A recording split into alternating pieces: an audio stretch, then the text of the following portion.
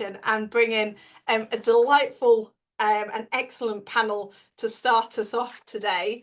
And it is our new parliamentarians for the South East and East of England.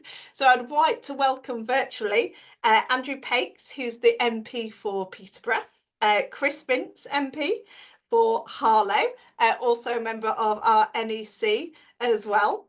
And we also have Alice MacDonald as well, MP for Norwich North. And we've probably got about 20-30 minutes for a bit of a conversation with you about what is happening in Parliament, and also your reflections as well in what's been a very exciting few months going forward.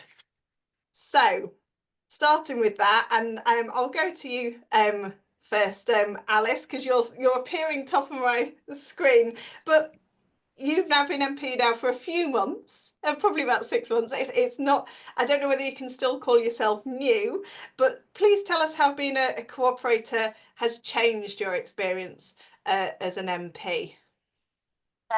Thank you, Emma, and lovely to join you all. I can see some familiar faces, including from the campaign trail. And I think the first thing I want to say is a huge thank you to the Co-operative Party for all the support during the campaign, but also as we became MPs. When you start, it's basically kind of you and a laptop as you recruit your team and get to grips with everything. And obviously it's a very quick process from being elected, which was amazing, to joining Parliament.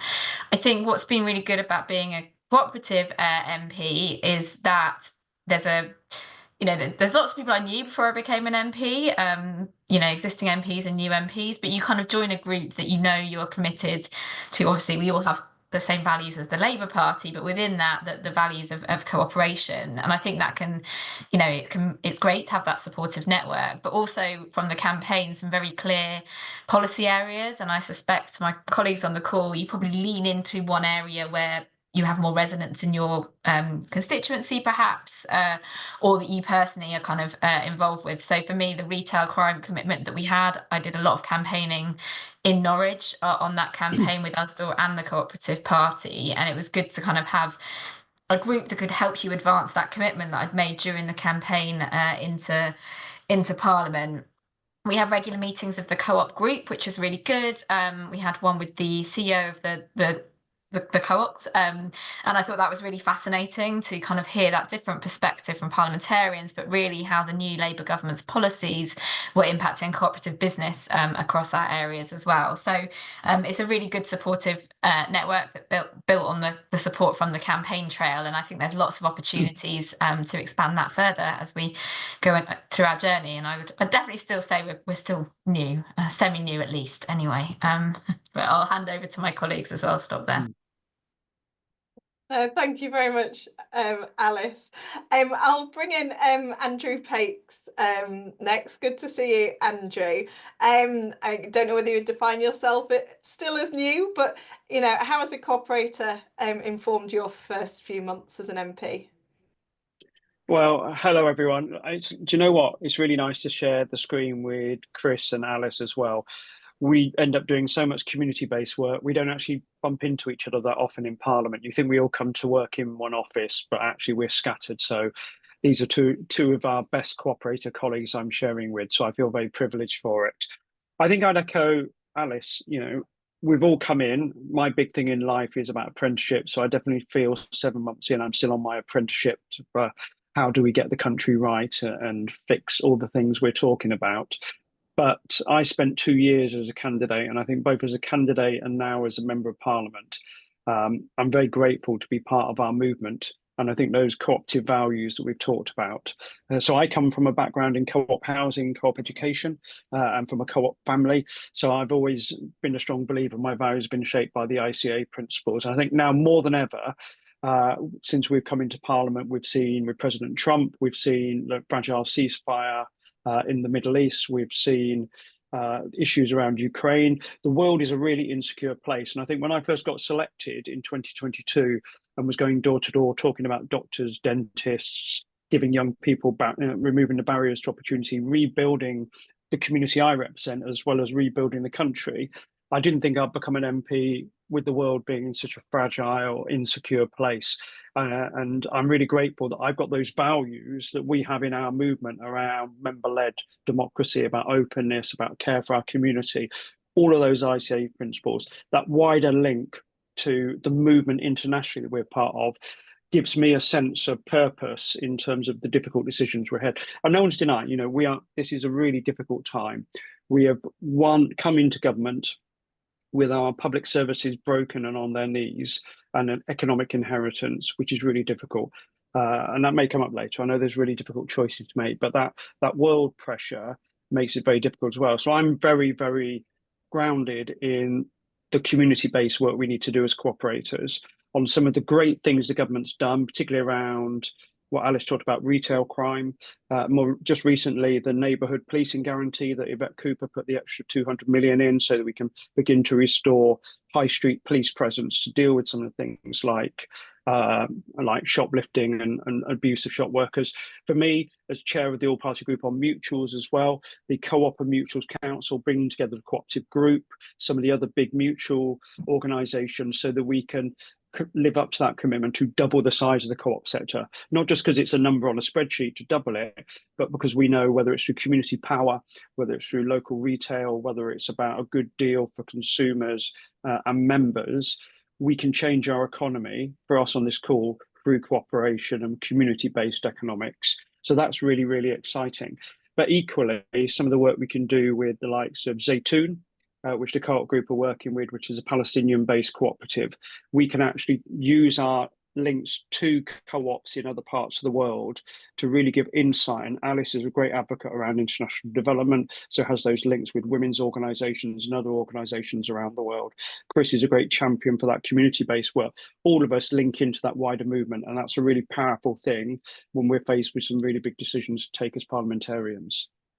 No, thank you, Andrew, and you've covered a whole spectrum of things that we're going to come back to, and I think it's quite interesting that how cooperation leads us from that community to some of those big international events. And my goodness, the news every day is just absolutely feels a bit overwhelming at times, actually, what is happening in the world and how things are changing. But before we move on to that, I'm going to ask Chris just to share your reflections really of your first few months, and obviously you're still on our NEC as well at the Co-op Party for this area, so really welcome your thoughts, Chris. Well, look, thank you. I have to say, I'm not sure I can live up to the previous two speakers. Some really, really good answers, as I expected from Andrew and Alice there. Andrew, I remember actually, it was our first day in Parliament. We bumped into each other. We just gave each other a big hug, didn't we? Because it was such an, and particularly for you, Andrew, I know it was such it was a really intense time, the general election period, and obviously the election day, it was just it was such a sort of relief, wasn't it, really, to actually to have got over the line and be in Parliament. And I have to say, it's a massive honour for me. And as the guests came into the waiting room, it was my local councillor, Kay Morrison, who was the first person I saw, who is a brilliant Labour and Co-op councillor in Harlow. So it's a massive honour to represent my community, and I have to thank everybody, including the Co-op Party, for the support that they gave me for that. I think, and it may sound like a bit of a fluffy answer I'm going to give, but I'm going to sort of build on kind of what Alice said. I think it is absolutely the first couple of weeks. Generally, I was thinking, oh my God, what have I done? I work for a charity that supports young carers, which is something I'm very passionate about and sort of taking forward as an MP. And I love the job. It was great. And I suppose I was comfortable in it, if I'm honest. And then you go into Parliament, this is a whole new world, and Alice isn't wrong. You get a laptop and you sort of expect to get on with it. So what I think the Co-op Party provided me was just sort of almost like an additional support network, because obviously we had a Co-op group meeting, as Alice mentioned, quite early on in being an MP, and there were people like Joe, people like Emma, and obviously because I am on the Co-op NEC, and I recognise perhaps I've neglected that a little bit over the last 6 months, admission. there were some familiar faces in Parliament. I think that was really good for me to sort of like, realise that, I wasn't on my own, and that there was support there to sort of be confident in speaking in the chamber, asking questions of ministers, and obviously trying to get things done for my community as well. So for me, it was just that sort of, generally that additional support network that was really, really useful. Thanks, Chris. And you touched upon the group, and I guess some of those issues that we've been raising in Parliament. Is there anything that you want to sort of, I guess, share with the members here that you've kind of picked up and you've been taking forward with regards to that? Well, do you mean in terms of cooperatives, or just in general things that I'm sort of focusing on as a? Just in general terms that sure. you've been focusing on. Yeah, sure. Well, give us a flavour. Yeah, no, sure. Well, obviously, I mean, I, as I mentioned, every time I speak in Parliament, I obviously used to be a teacher. So obviously, education is hugely important to me. If anyone, I'm a very laid back kind of guy, you may know, but when I sit in the Palace of Westminster and hear the Tories talking about how great their record is on education, I sort of my blood sort of boils, and I get very I've become that shouty MP that I didn't think I'd become. But I hope you haven't been told off by the speaker yet, Chris. I may have been told off by the speaker a few times, Emma. I'm not gonna lie. I actually got jeered in my maiden speech Emma released by mentioning I was a Lead supporter. So but I'm not surprised. but seriously, for me, as I say, education is hugely important for me. So the curriculum review is really exciting. I really think, that we need to look at a broader curriculum in every sense of the word, and really make sure that we're focusing on education that suits every young person. My big passion is that every young person has a talent, has an ability, has something they can thrive at. We've just got to find it, and that kind of links in what Andrew was talking about with apprenticeships as well. But also as well, just really briefly, as I mentioned, I'm the chair of the APPG for All Party Parliamentary Group for young carers, because I did work for a charity to support young carers, and that's a real passion of mine as well, and ensuring that schools have the knowledge about young carers. Because I have to say, people have heard this story who know me a number of times. When I was a teacher, I wasn't as knowledgeable about young carers as I think I should have been. So that's sort of a one particular thing. And also, the issue of homelessness and rough sleeping, which is hugely important as well, and something that I'm really pleased that the Labour government is taking seriously. We put funding into local councils to tackle the issue. Now we need to make sure that actually that's being sort of followed through, and actually we're able to support those people that are most vulnerable in our society.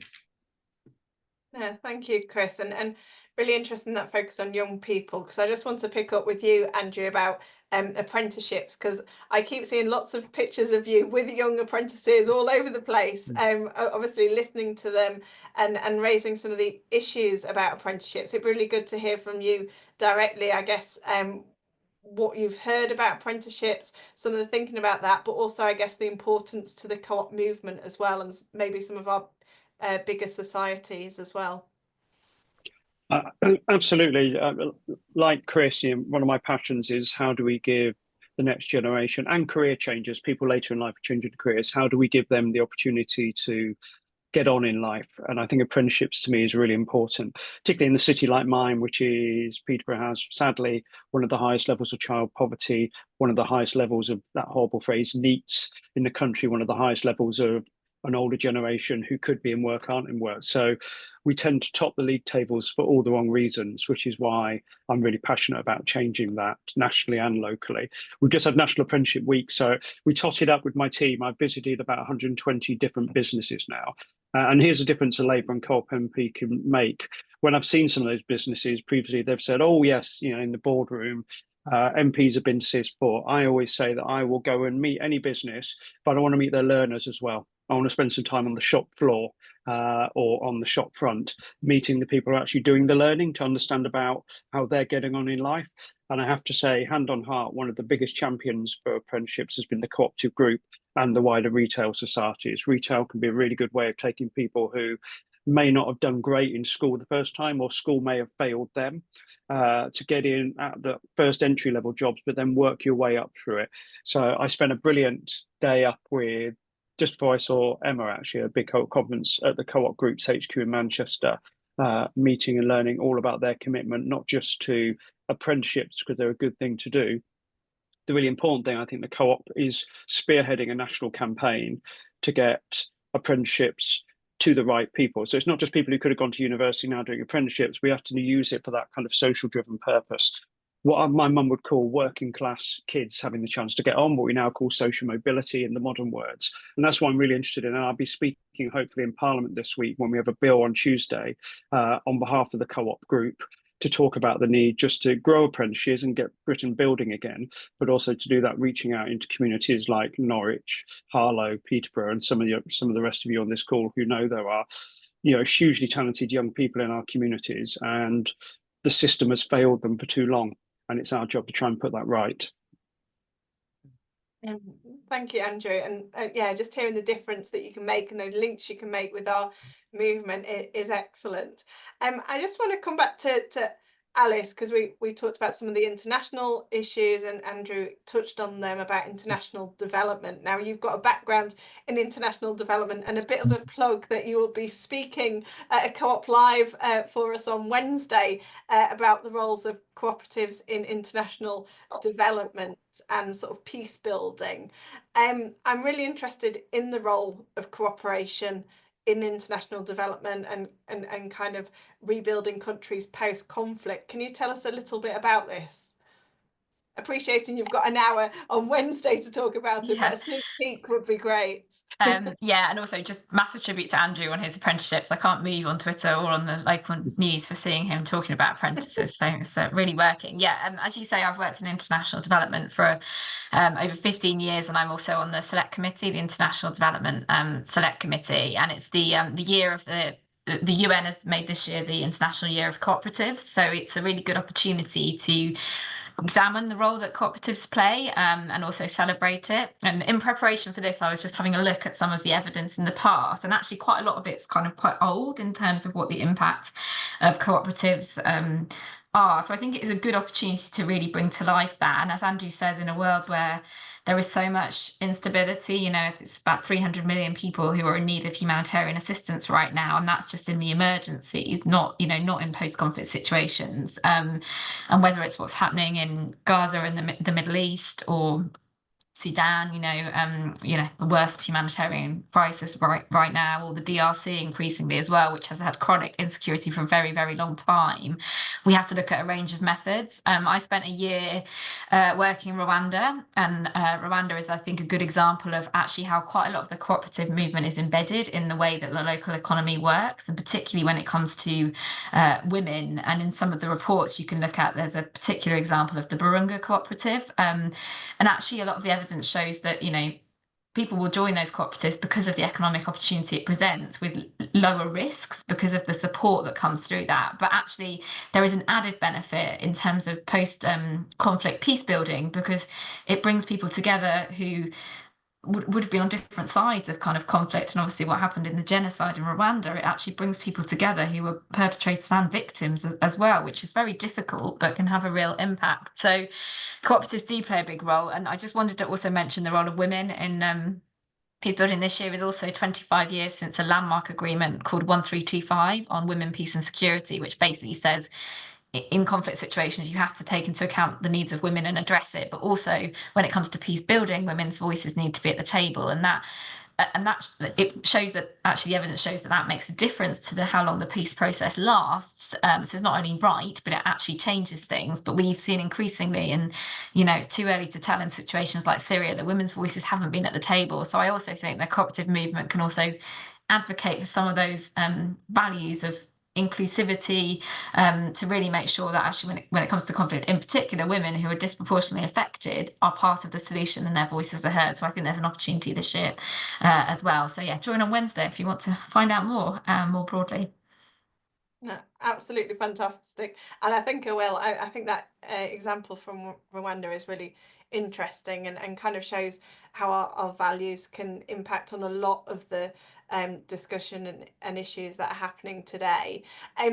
Obviously, we're keen to develop cooperatives internationally, but just on our sort of final theme, I just wanted to touch about developing co-ops in this country, and our commitment to doubling the size, which Andrew touched upon, and kind of a bit looking forward really. I welcome your thoughts on our commitment around doubling the size of the cooperative sector, but also we have lots of members and councillors on as well, so anything that we can all do to kind of work together on taking forward that commitment. I'm not sure who wants to go first.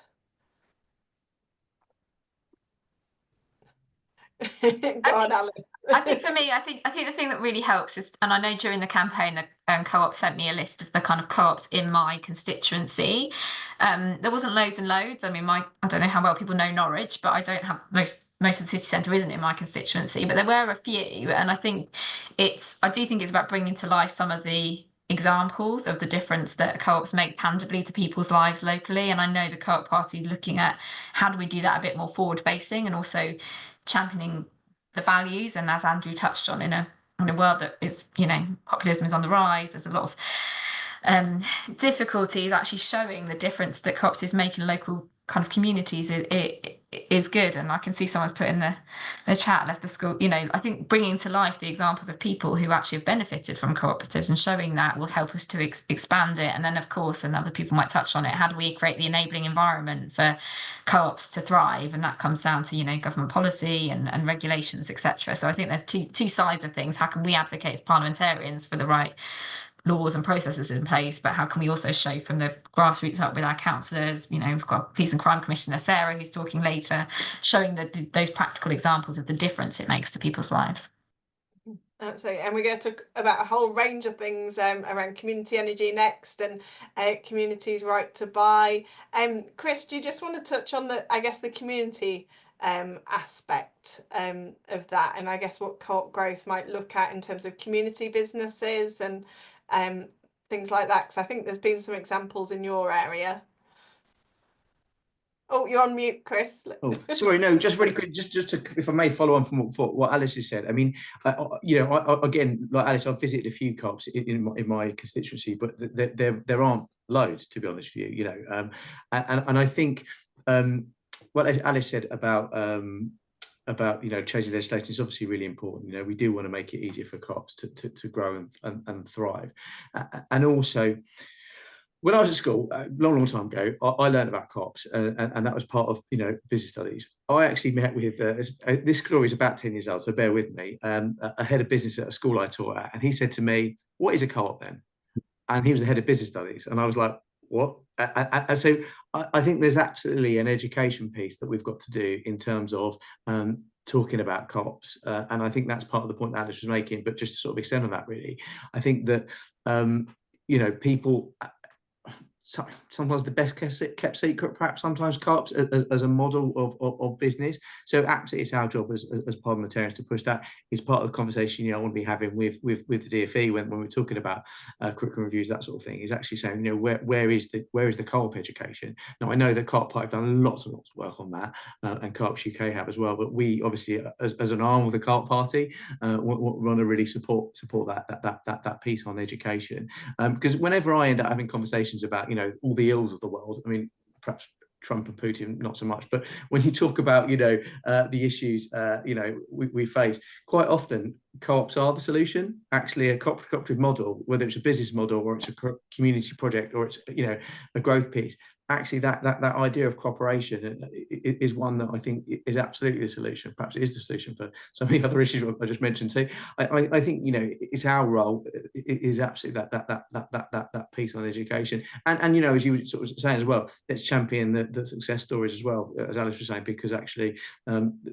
it's a model that works, and it's actually a model of business that actually is probably a lot more sustainable than other alternatives.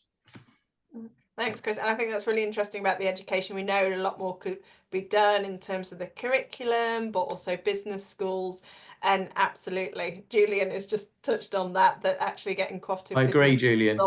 Into business studies, it's important that people are interested in this and learning about the whole spectrum of business, not just one small part of it as well.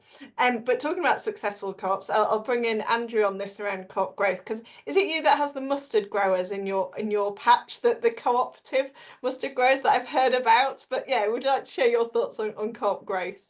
Oh, I'm like a broken record in my co-ops. And again, as a candidate working with the, brilliant John Cook, who's on this call as well, who is our burning sun in the east of cooperation and helps all of us get out things, meeting some of those cooperatives. So yeah, big and small. I think doubling the sector is a huge achievement for the work of the party as a whole, and particularly officials like Emma and others who have really pushed that. So tribute to the party machinery for pushing that. We've now got to give life to that. That's got to be big stuff. So the co-op group, London General, some of those, Arla, which is one of the big co-ops, really delivering that, but also local community-based co-ops. We're a movement, so we need to grow outwards from the movement onwards. So I'm really lucky to have the English Mustard Growers Cooperative.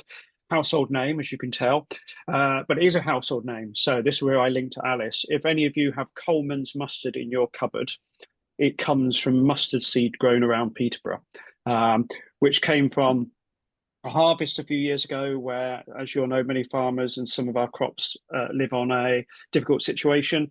After a difficult harvest and climate and changing weather, the farmers banded together and formed a continent cooperative. England Mustard is their starting point, which supplies into Coleman's, and has now created an economic network which goes much wider than Peterborough in terms of growers.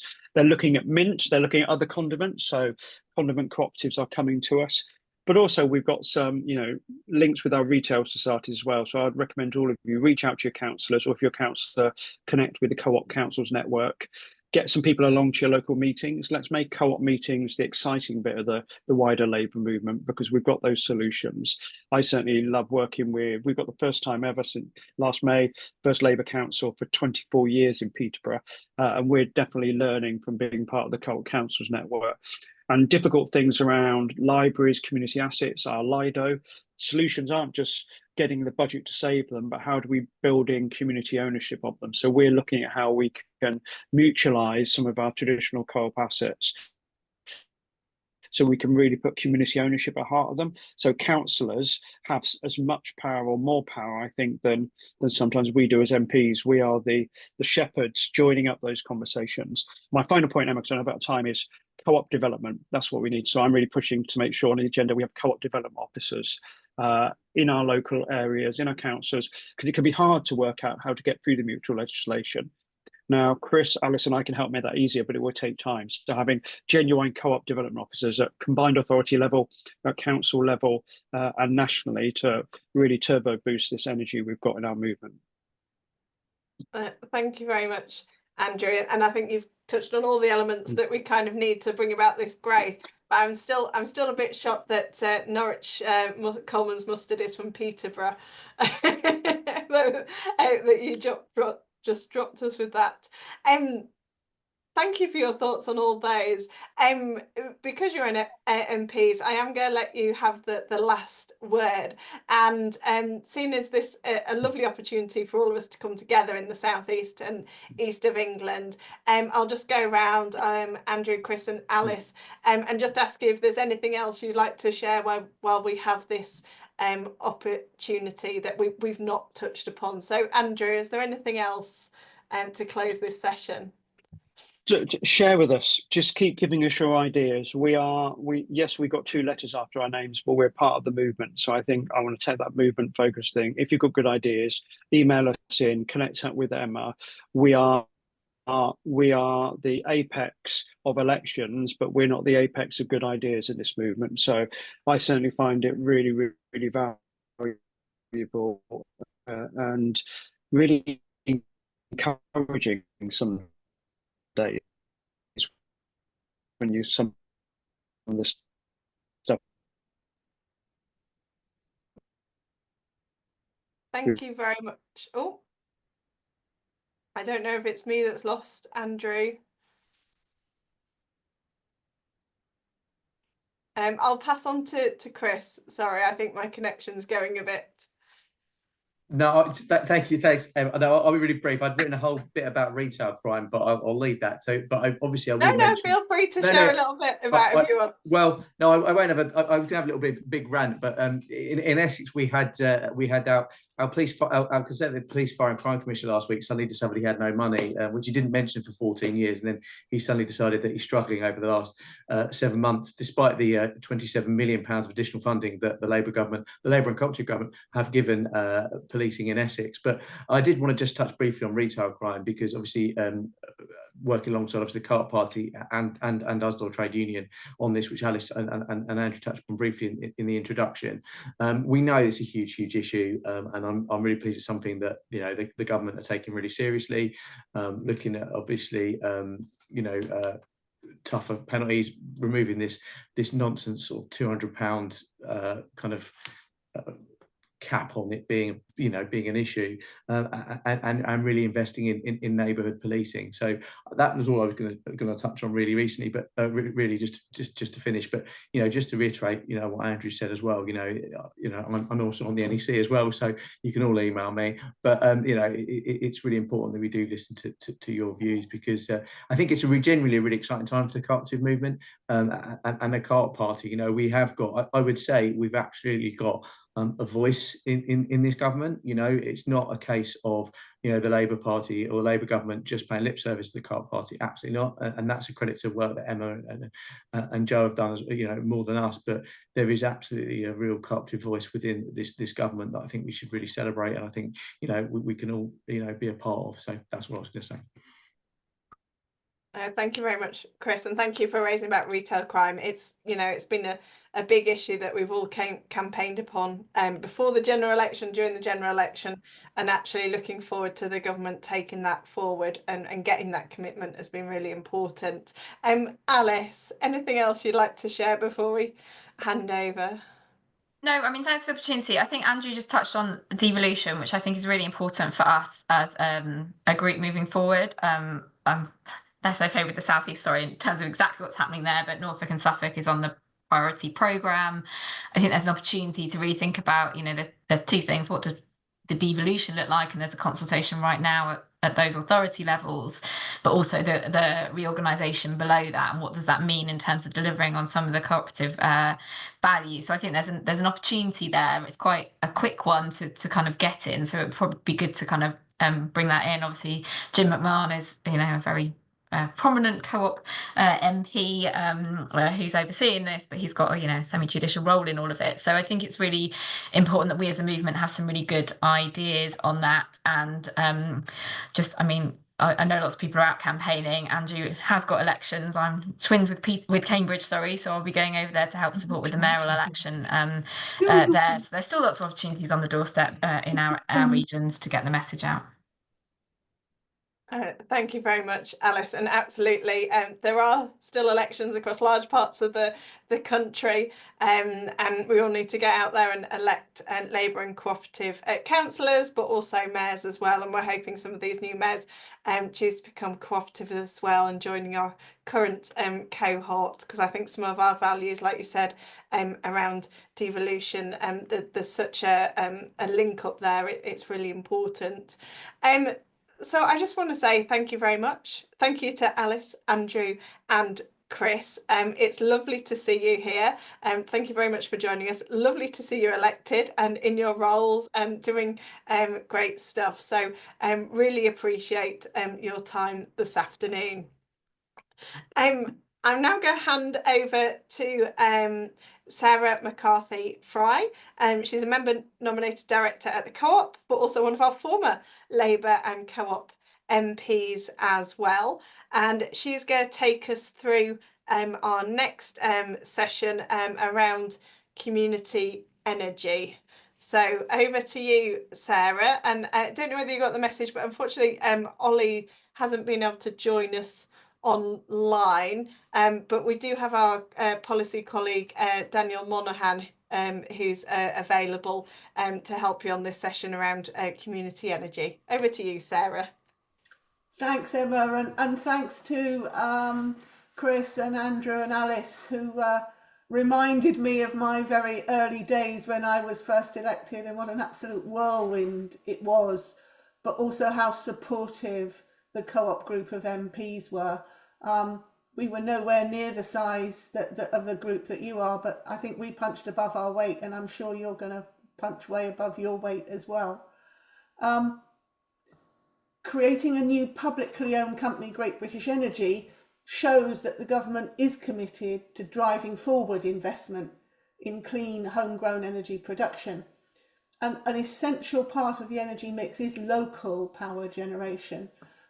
It will reduce pressure on the transmission grid by more distributed production capacity and more resilience, and it was going to be deployed through the local power plan.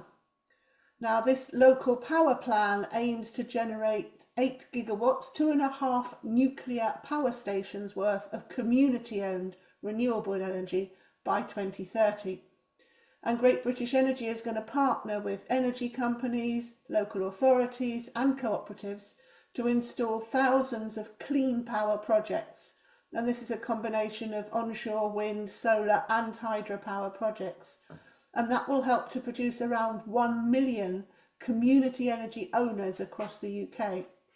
The GB Energy Bill has almost completed its passage through Parliament, and it was updated this week to include a specific reference to community benefit and inclusion, and that reflects the importance of community ownership to the future energy makeup. If we look back to the Rochdale Pioneers, when the birth of the modern cooperative movement, they were meeting a need in a broken market. And I think we can all see that the energy market has been a broken market. So it's absolutely vital that cooperation plays a part in this community energy. And the Co-op Party has been working with local authorities and community energy groups alongside ministers to discuss the implementation of the local power plan and the role it can play in our net zero transition. This is the boldest commitment a government has made to community energy, and it actually represents the largest growth programme in British history. And it's a fundamental shift in how people are going to relate to the energy system and net zero, and increasing democratic control among residents. And this will help to reduce bills, it will increase renewable generation, and create a greater buy-in for the net zero transition among the population, because they'll see it and can feel the benefits of it. We were due to have 2 great speakers. Maybe Ollie will turn up at some point. If not, we have Liz, who I'm sure is going to be an amazing speaker. We want to hear about what local authorities, how they're going to support this local expansion of locally owned renewable energy. But we also want to hear from you if you've got experience, if you've got questions. Let's hear from Liz first. If Ollie turns up, we'll hear from Ollie. Maybe Danny will be able to talk to us about some of the policy work that the Co-op Party is doing. Liz Terry, leader of Reading Borough Council, former chief executive of Berkshire Women's Aid, and she's been the lead councillor for neighbourhoods, children's services, corporate services and resources. And yeah, looking forward to hearing from you, Liz. Thank you very much, Sarah.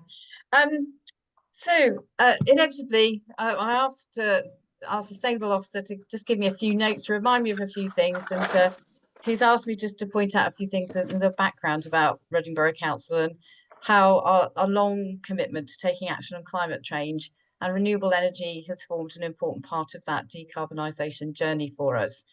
So a few things about Reading Council. We've got the 12th largest carbon emissions reduction since 2005 of all UK authorities, and consistently been in the top 5%.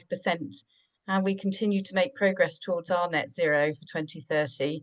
Our council corporate emissions were 73% lower than our baseline in 2008-9. And our approach really through our first climate change strategy in 2008-9 was to lead by example, and that's what we've been trying to do, but to work in partnership to tackle climate change. So our climate change partnership was launched in 2009, and it brings together a whole range of organisations looking at our pathway to net zero.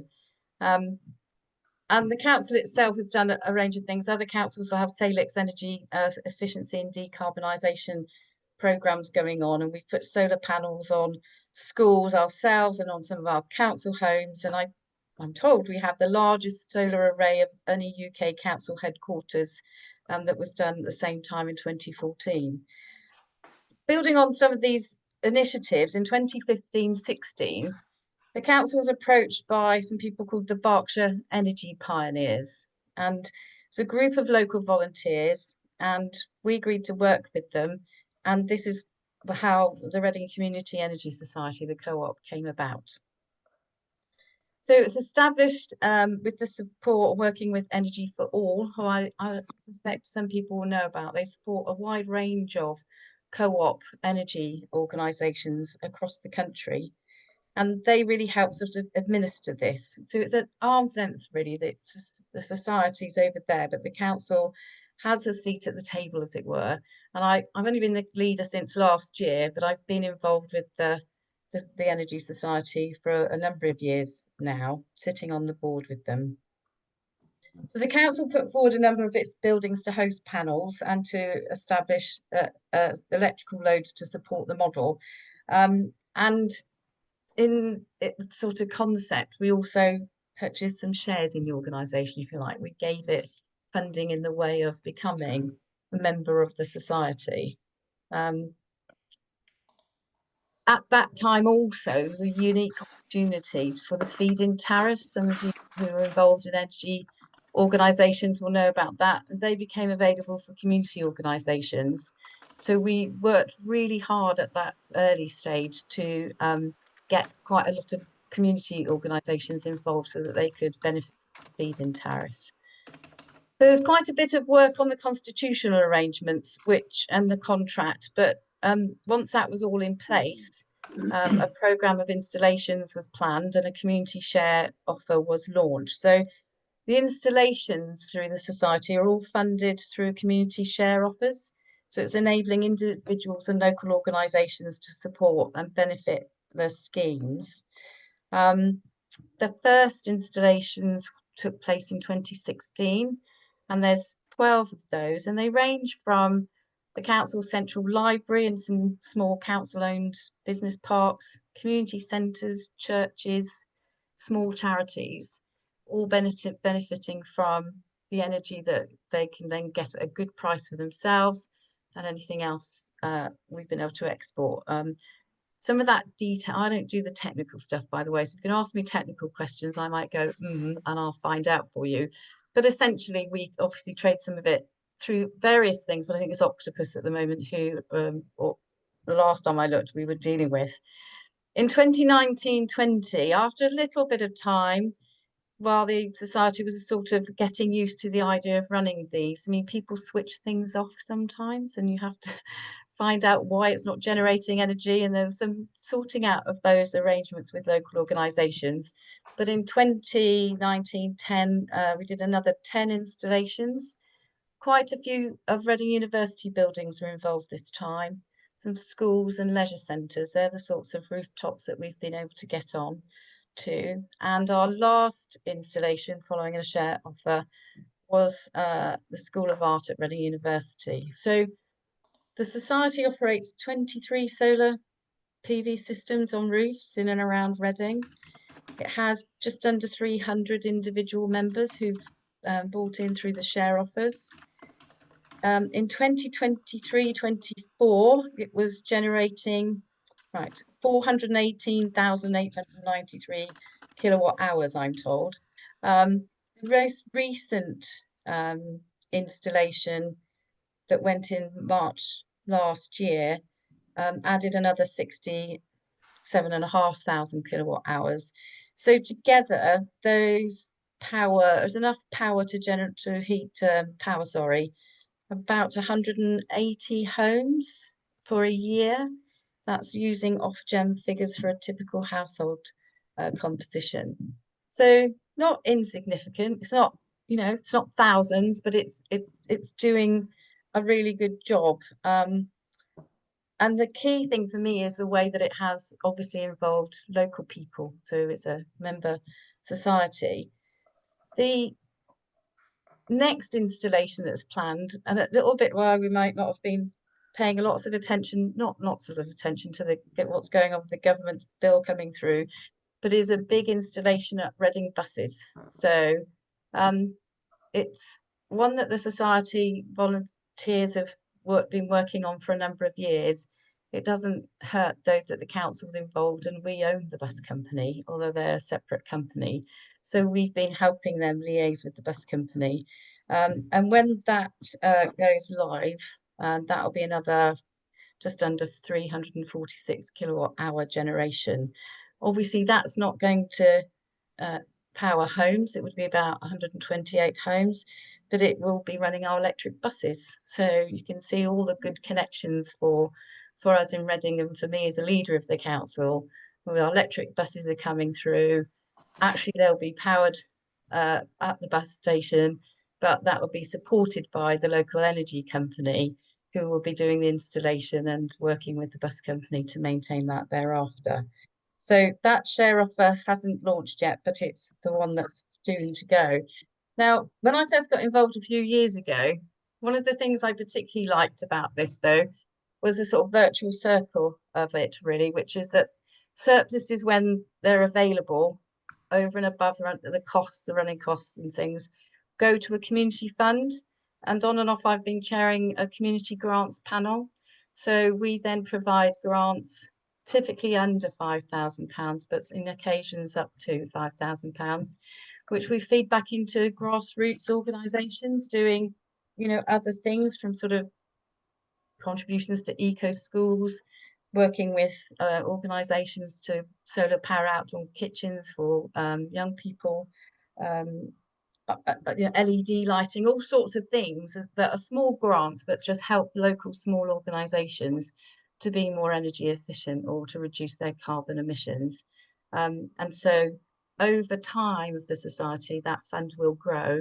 We've probably over the years getting close to nearly £15,000 to £20,000 of grants. The early ones I don't have sight of, but it does, as you can see, owned by local people investing in solar energy to decarbonise, to help some organisations, especially charities, have cost-efficient energy, and then that also providing some surpluses that get fed back into community organisations. So as a cooperator and as a councillor and now as a leader, I mean, what's not to like?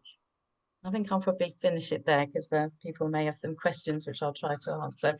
I would just add that the Reading does also have a hydro project, which was also a community benefit society. They raised over £1 million to set up a hydro project, which in fact is now also heating our Lido, which is privately owned but opened not that long ago. So all good Reading. Back to you, Sarah. That's fantastic. Thank you, Liz. As some of the chat, I think it might have been posted, this really needs to be more widely known.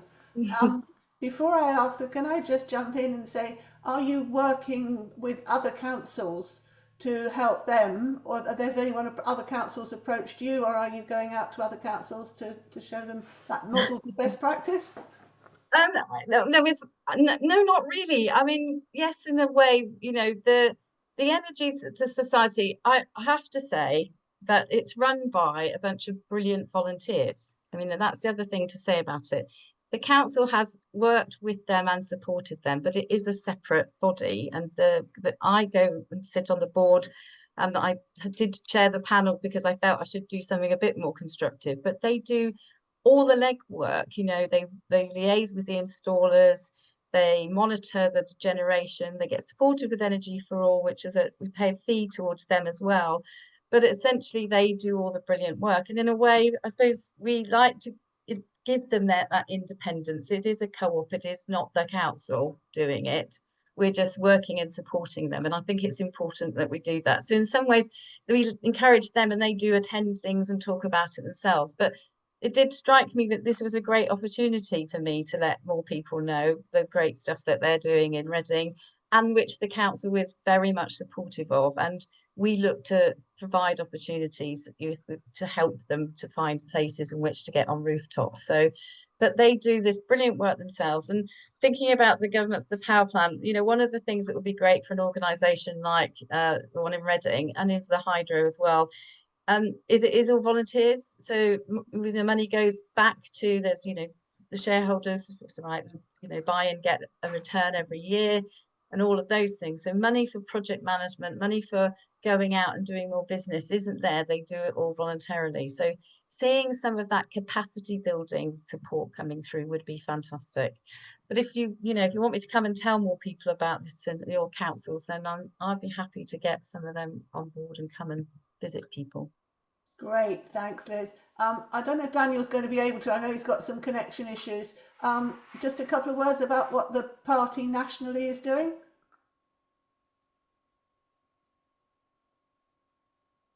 No, he looks frozen on my screen. Right, let's go to questions and discussion. You have to bear with me. No, I don't think this is going to work. Bear with me because I have to look at 3 screens. I've got Rachel Bergin got her hand up.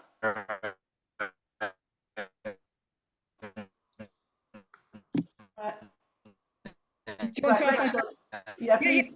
I don't know if anybody else is hearing background noise.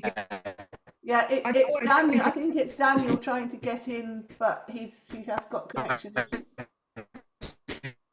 I wanted to. The issue I wanted to address is the tendency for in many quarters to be supportive of climate change objectives in theory, but not if they build a wind farm opposite. And in my experience, the Lib Dems are the worst at this. They'll be all singing and dancing. Of course, we're on the progressive train, but how very dare you build it there? How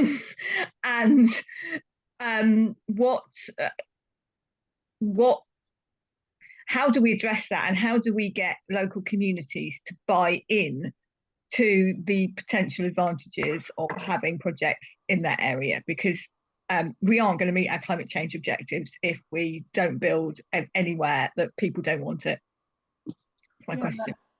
I agree, and I think there's quite a day looking at what's happening around the world and the views. I think there's going to be, people will feel more emboldened to be anti-net zero. Liz, have you found many people objecting to projects in their area? We're a very urban area, and we don't have lots of spaces for wind farms. They're usually in our neighbouring boroughs and so on, but we do have them along the M4 corridor, for example, because I see them as I pass them on land. No, we haven't. So we haven't come across that, Rachel. But you know, we have seen the new Labour government has, you know, intervened on planning permissions and just said that this is important and it is in the right place and we are going to do it. And I think that's one of the things we can look at, that a new Labour government does appear to be on the right side of this in terms of saying it is important to hear people's voices. It is important to make sure we've heard if there are genuine reasons for something not being where it is. But when there aren't, then you know, we need to overrule those in a sense and say, if this is for the greater good, then let's just get on and do it. And I think we will see more of that happening. Okay, I've got Stephen O'Dell and Lucy Naylor with their hands up. Penelope, you were waving. Does that mean you wanted a question? Okay, so we'll take Stephen first then. Thank you very much. Just to say that we have actually got a solar farm being built at the other end of where I live. We're actually having one, and it is to do a community benefit. Actually, put money. I don't think it's a cooperative, but we have also a new estate being built with solar panels put in with the houses, so actually being built into the house. But I think a community solar, you know, power company is the best way. I mean, I live in the village, and it's something that is very interesting to develop. We haven't really there's a lot of people around here that really say, oh, cooperative, they're no good. You know, they don't represent the people. Well, they do, because I've got one at the back of me, and they actually benefit the community. It's one of the best things. But community energy needs to be sort of pushed from where I live. So that's all I have to say. Sorry. It's okay. No, thank you, Stephen. That's really interesting. I've got Lucy, then Penelope, then Kat. Lucy. Oh, I'm unmuted. Brilliant. I was just going to say, if you want ridiculous, apparently that we put some objections from an environmental group in Exmoor National Park where I live. They put in objections to a wind farm in South Wales that you could see 3 times a year if it wasn't cloudy. So that's the environmental objections. But all I'm going to say is, don't forget the Co-op Party has a role on Labour's National Policy Forum, and I'm on the Clean British Energy group with Ed Miliband attending. So do keep feeding in good examples of positive policies to do with environmental and green energy and GB energy issues, because they're the sort of examples that need to come back through to Labour's National Policy Forum. Now, whether that's through the co-op side of it or through MPF, that would be really important. Thank you. Thanks, Lucy. Now Penelope was up down there. Can somebody unmute Penelope Baker, please? We can't hear you at the moment, Penelope. Some of the tech people need to unmute. One of the tech people, you hadn't put your hand up, so they couldn't see you, but I could see you frantically waving. It's the yellow digital hand is what people look for. Right. Right, got you. Right, you've Right, am I here? Right, I didn't press it properly last time. Right, okay. We have the Island Planning Strategy hearings starting next week. Actually, I'm there on Tuesday. Now, one of the objections that I've put is that there are no designated areas for renewable energy. And I'm sorry, Liz, I have actually said in my remarks that relying on rooftops is not really appropriate for the island, because so much of the housing is would require refurbishment. GKN Aerospace actually had that problem, and they've actually put their solar panels on the ground. So obviously with the ban on wind turbines having been lifted by the government in the last year, since the general election, obviously, that obviously wind turbines are pretty relevant to the Isle of Wight, because it's got so much opportunities for on land for wind turbines. So I've pushed that, and that's going in. Now, the reason why I'm being consulted and I'm able to say at the Island Planning Strategy and make remarks to in writing to the inspector is because I was a Regulation 19 respondent, and I think that needs to be pushed to people, that actually if you get in on the last 6 weeks before a strategy is goes to the inspector, well, it's before it's submitted, then you actually get a lot of feed. You can actually get involved. You can't get involved to that extent as an ordinary resident up till that last 6 weeks. That's really, and I'm actually I get the questions from the inspector in the paperwork and I reply, and that's a statement that's submitted before the hearings. And that's something that's actually quite invaluable, to actually have that amount of recognition. That's great. Thanks, Penelope. We haven't got a huge amount of time. I've got, I've got Kat, Kay, Pauline and Lloyd, and that will have to be it. So let's start with, who have I got? Yeah, Kat next, please. Oh, thank you. This is a question really for both of you. Just from your experiences, when you are in an area that doesn't have a lot of large community assets, like a hospital or lots of big secondary schools, and potentially to. I'm from East Worthing and Shoreham, and in Ada we don't have a lot of assets to put solar panels on, for example. How do you overcome that? You know, what kind of other businesses or, you know, entities would you look to? And have you had any experiences of academies being a little less likely to engage in community projects as opposed to local authority schools? Thank you. Right, thanks, Kat. I'll gather up the questions, but then can we be brief because we are running over. Kay. Thank you very much. In fact, thank you for talking to us, for telling us about this. You, Liz, it's been very enlightening and encouraging. I wonder, have you heard, do you know about the project in Walthamstow that started in a street? You probably do. It started with a couple, 2 people who began fundraising. They indulged or engaged in all sorts of activities, including sleeping out on their roof. They raised money, they involved neighbours, putting solar panels on roofs, and I understand have now included one of the local schools. So that is very, very ground up, grassroots type project. It's just one way of doing it, I would imagine, but it is about community ownership as well, and involvement, engagement.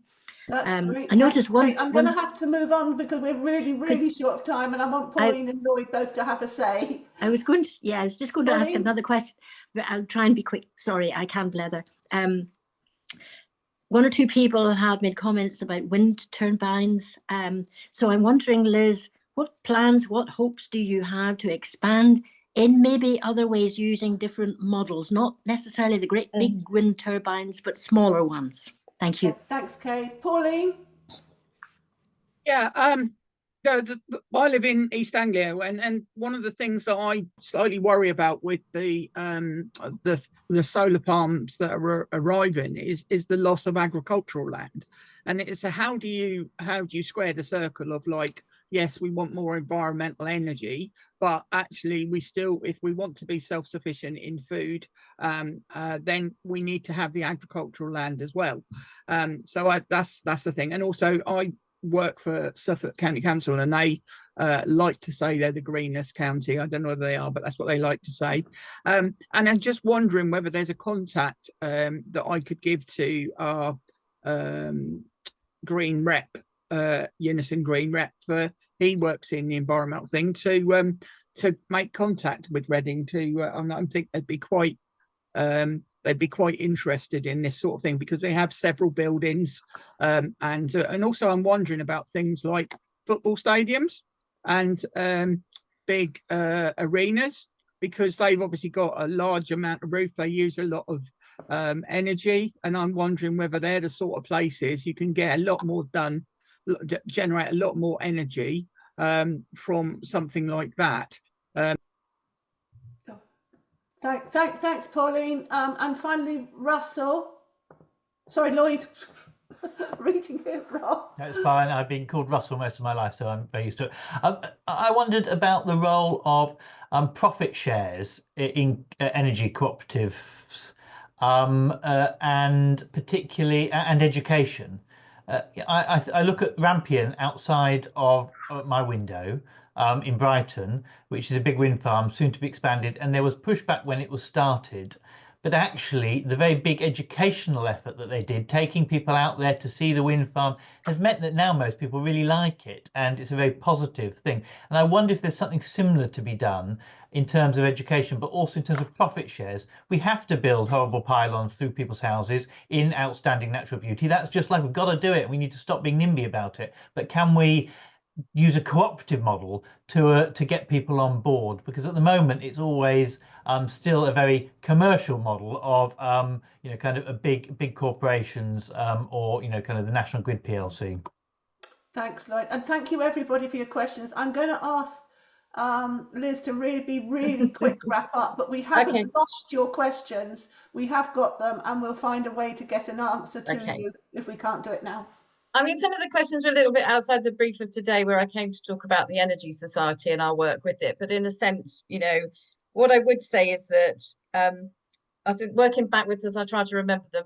I mean, I think for the government, it's a good idea to think about a cooperative model around GB energy and the way in which to bring communities in. Because if you can see that you can directly benefit, even though you may feel the structure near you isn't great, but you can see it feeding back into your community or even into you as the local area in some way around profit share, whatever that means. The society that I'm involved in, the shares, we pay out a sort of interest on them every year, so they get something back. But the surpluses go into maintaining and the installations and the community fund that I talked about. So people feel they understand that it's going back into the local community in a different way. So that's why they bought into it. I didn't know the Walthamstow project actually myself, but I get that. But what was the bit after it? It was a bit wind turbines and so on. I mean, you know, in an urban area like we are, we don't have wind farms up on the hill. That's not sort of something that I've come across a lot. But I think there are ways in which people need to understand to buy into this energy security issue. We didn't talk about that very much, but this is about creating opportunities for us as a country to secure energy. And the more we do that at community level, the more we have that to rely on as well for our local communities. I think as the time's running out, I'm just going to click. I think I've put my council email address in there. Anybody can contact me on that and I can signpost or answer any further questions. And if you want to forward anything I've missed because I didn't capture it all, then I'm happy, you know, to do that. Oh, what sorts of buildings? Somebody said. You know, we've charity buildings, local co-ops themselves. You know, there are much smaller organizations. You'd be surprised. They've got the right roof. That's the thing about solar. Whoever said about putting them on the ground, there is a point about that sometimes. But if you've got the right roofs and so on, there's not too much shading. You'll be surprised how much you can generate. So it doesn't necessarily have to be the biggest roof in the area. And no, academies don't really play into this very much. That was the Thank you for that, Liz, and thank you for all the contributions from everybody. I'm sure we could have carried on for this for quite some time. But we're now moving on to community right to buy, which I'm sure is going to generate just as much interest. So I'm now going to hand over to Lucy.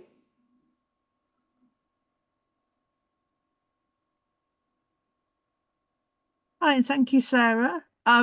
It's really good to join you all. Oh, I've got full screen of myself. That's quite scary.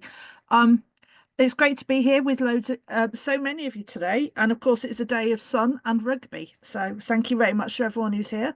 As Sarah said, I'm Lucy. I'm part of the National Executive alongside Sarah, and I cover the Southwest and Southeast areas.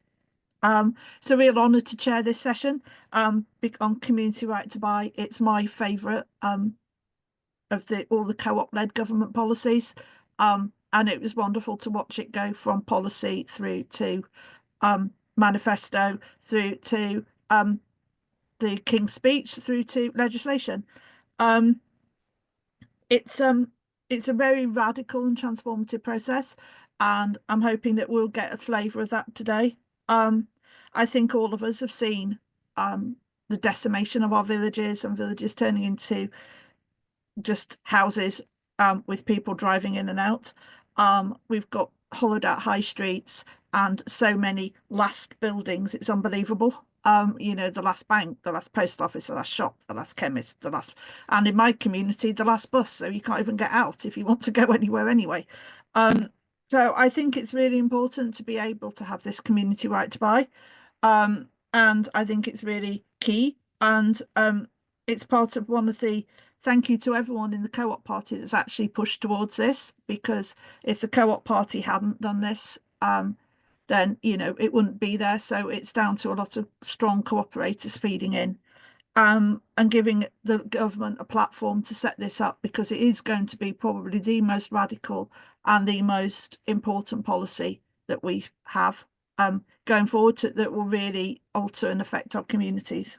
So as you can see, I've got Paula and Josh up on the screen with me. So I will give, I'll start with Josh because he's next in line after me, to explain what Power to Change does and what they've achieved, and then we'll move on to Paula, and then hopefully there'll be a little time for Q&A at the end, but please keep questions short, please. Great, thanks very much, Lucy, and yeah, thank you all for having me here today. It's great to be amongst committed cooperators, particularly those of you from the southeast, as though I'm calling in from Bethnal Green in East London. I'm from High Wycombe, and my heart still very much lies in that part of the world.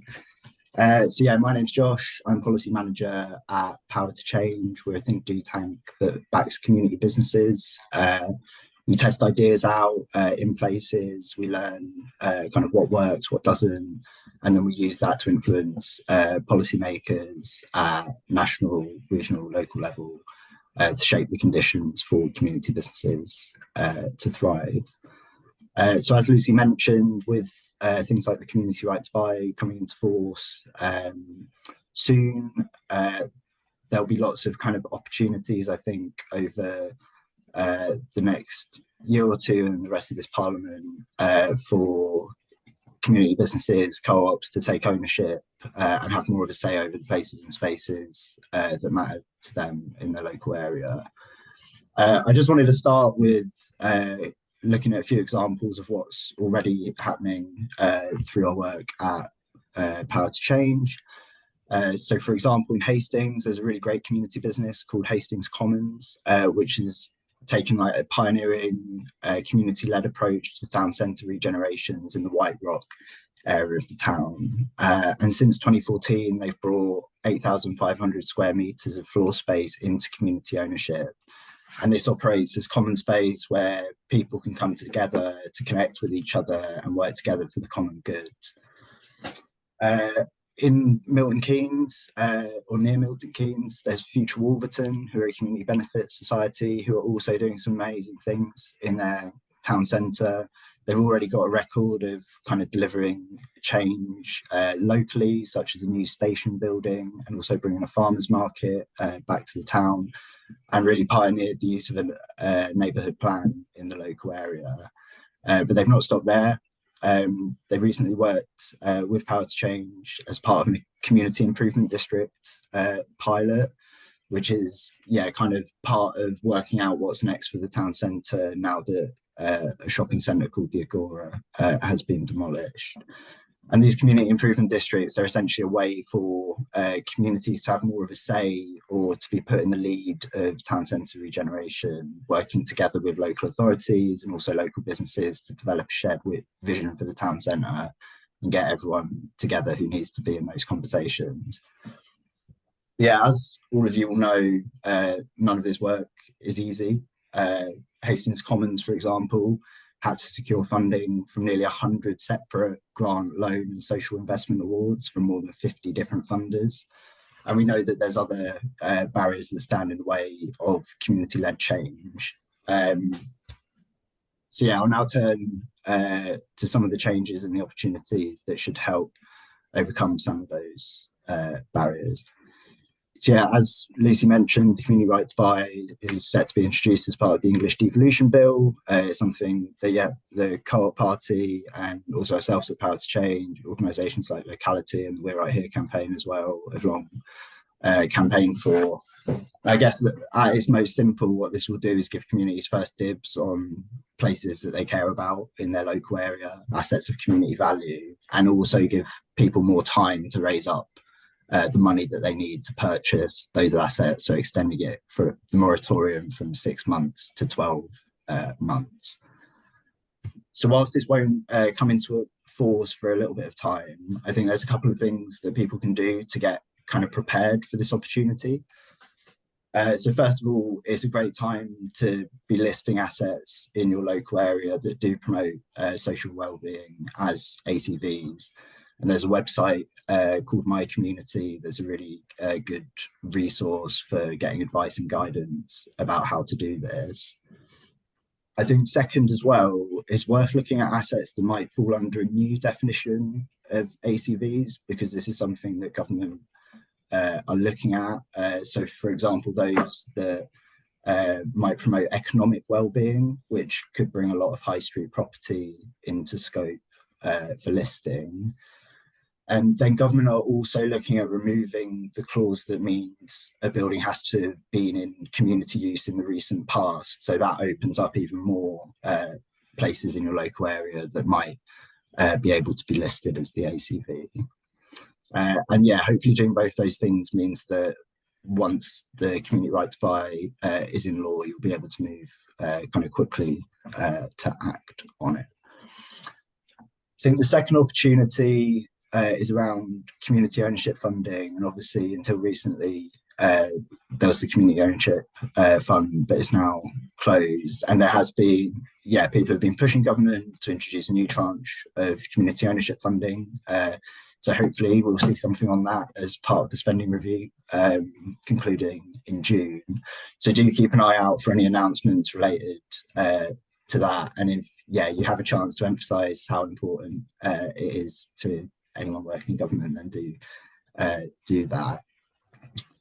The third opportunity in terms of what government is up to is that they've announced that they're retaining the long-term plan for towns, which was something the previous government introduced, but they're going to do this in a way that they reform the funding programme, and that sets out like 20 million for 75 places over 10 years, so worth referring back to that to see the places listed on that. Obviously, there's more to funding and all of this than what government is up to.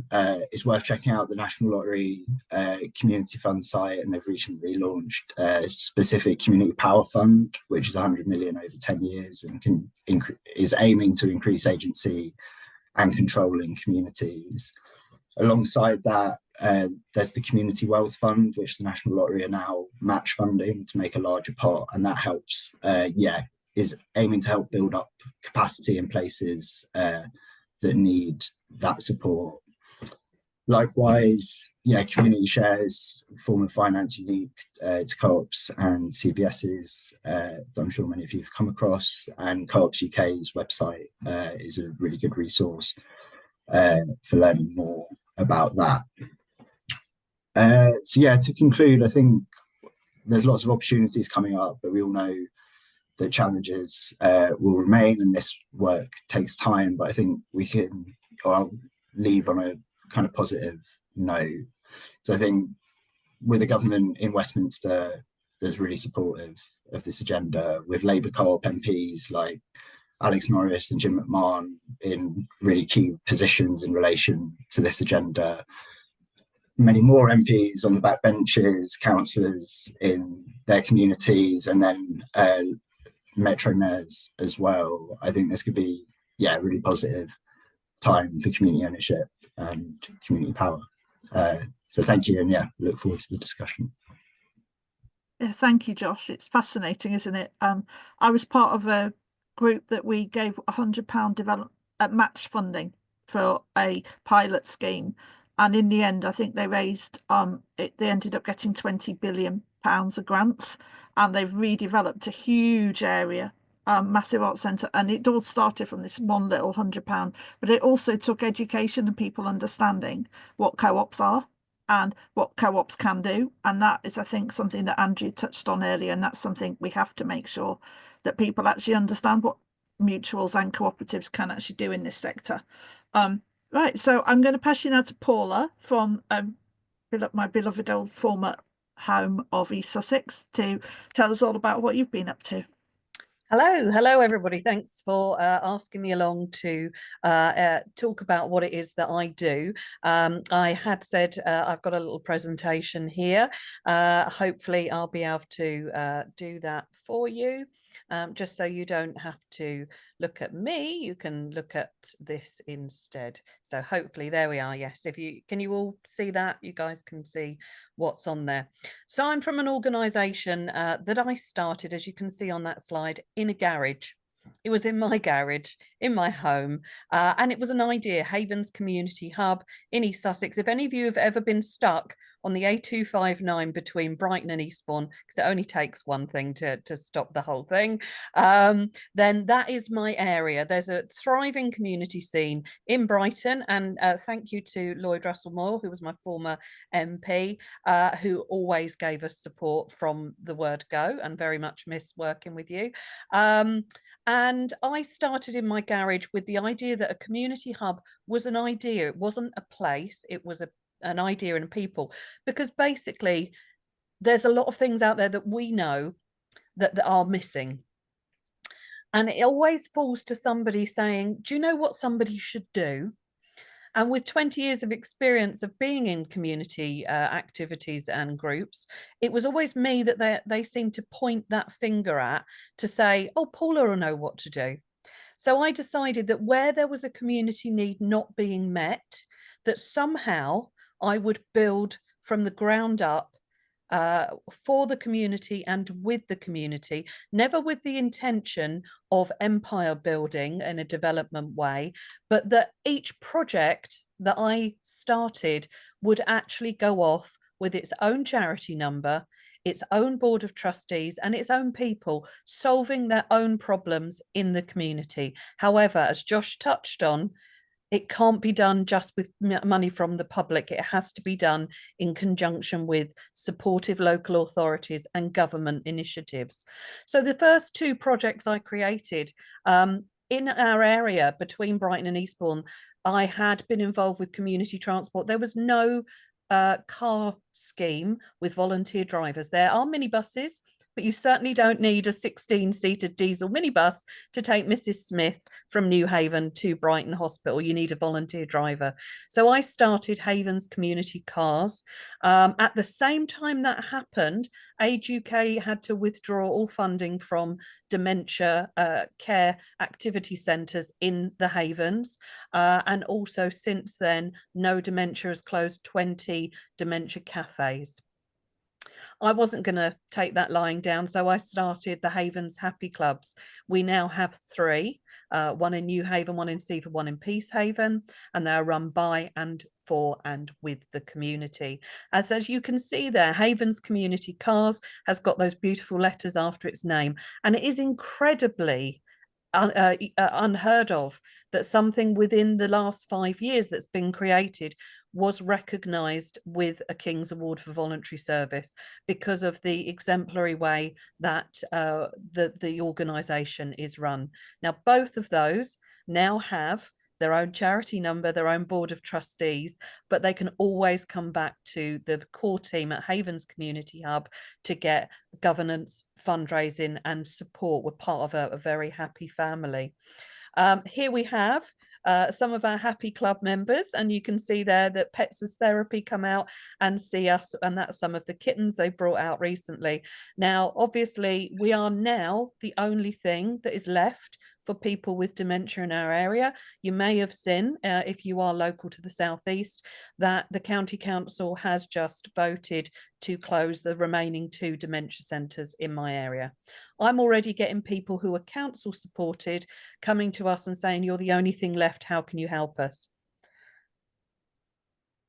Well, so the other projects that I'm working on at the moment are still within my remit, but are working to become independent, are these things you can see here. And I'm going to tell you a little bit more about the Havens Food Cooperative, something we're incredibly proud of. Back in lockdown, if you remember the days of lockdown, or did it just happen to me? When we went out to the supermarkets, I saw a young man in our local supermarket putting the yellow stickered food into a box. And I said, is this going to the food bank? He said, no, because food banks traditionally are open 1 day a week for a couple of hours. So although this food is perfectly fine today, tomorrow, maybe the next day, there's more lorries of food coming into the supermarket. We have reduced this food and now it is going. And I said, well, this is ridiculous. How many of you supermarkets are doing this? And he said, all of us.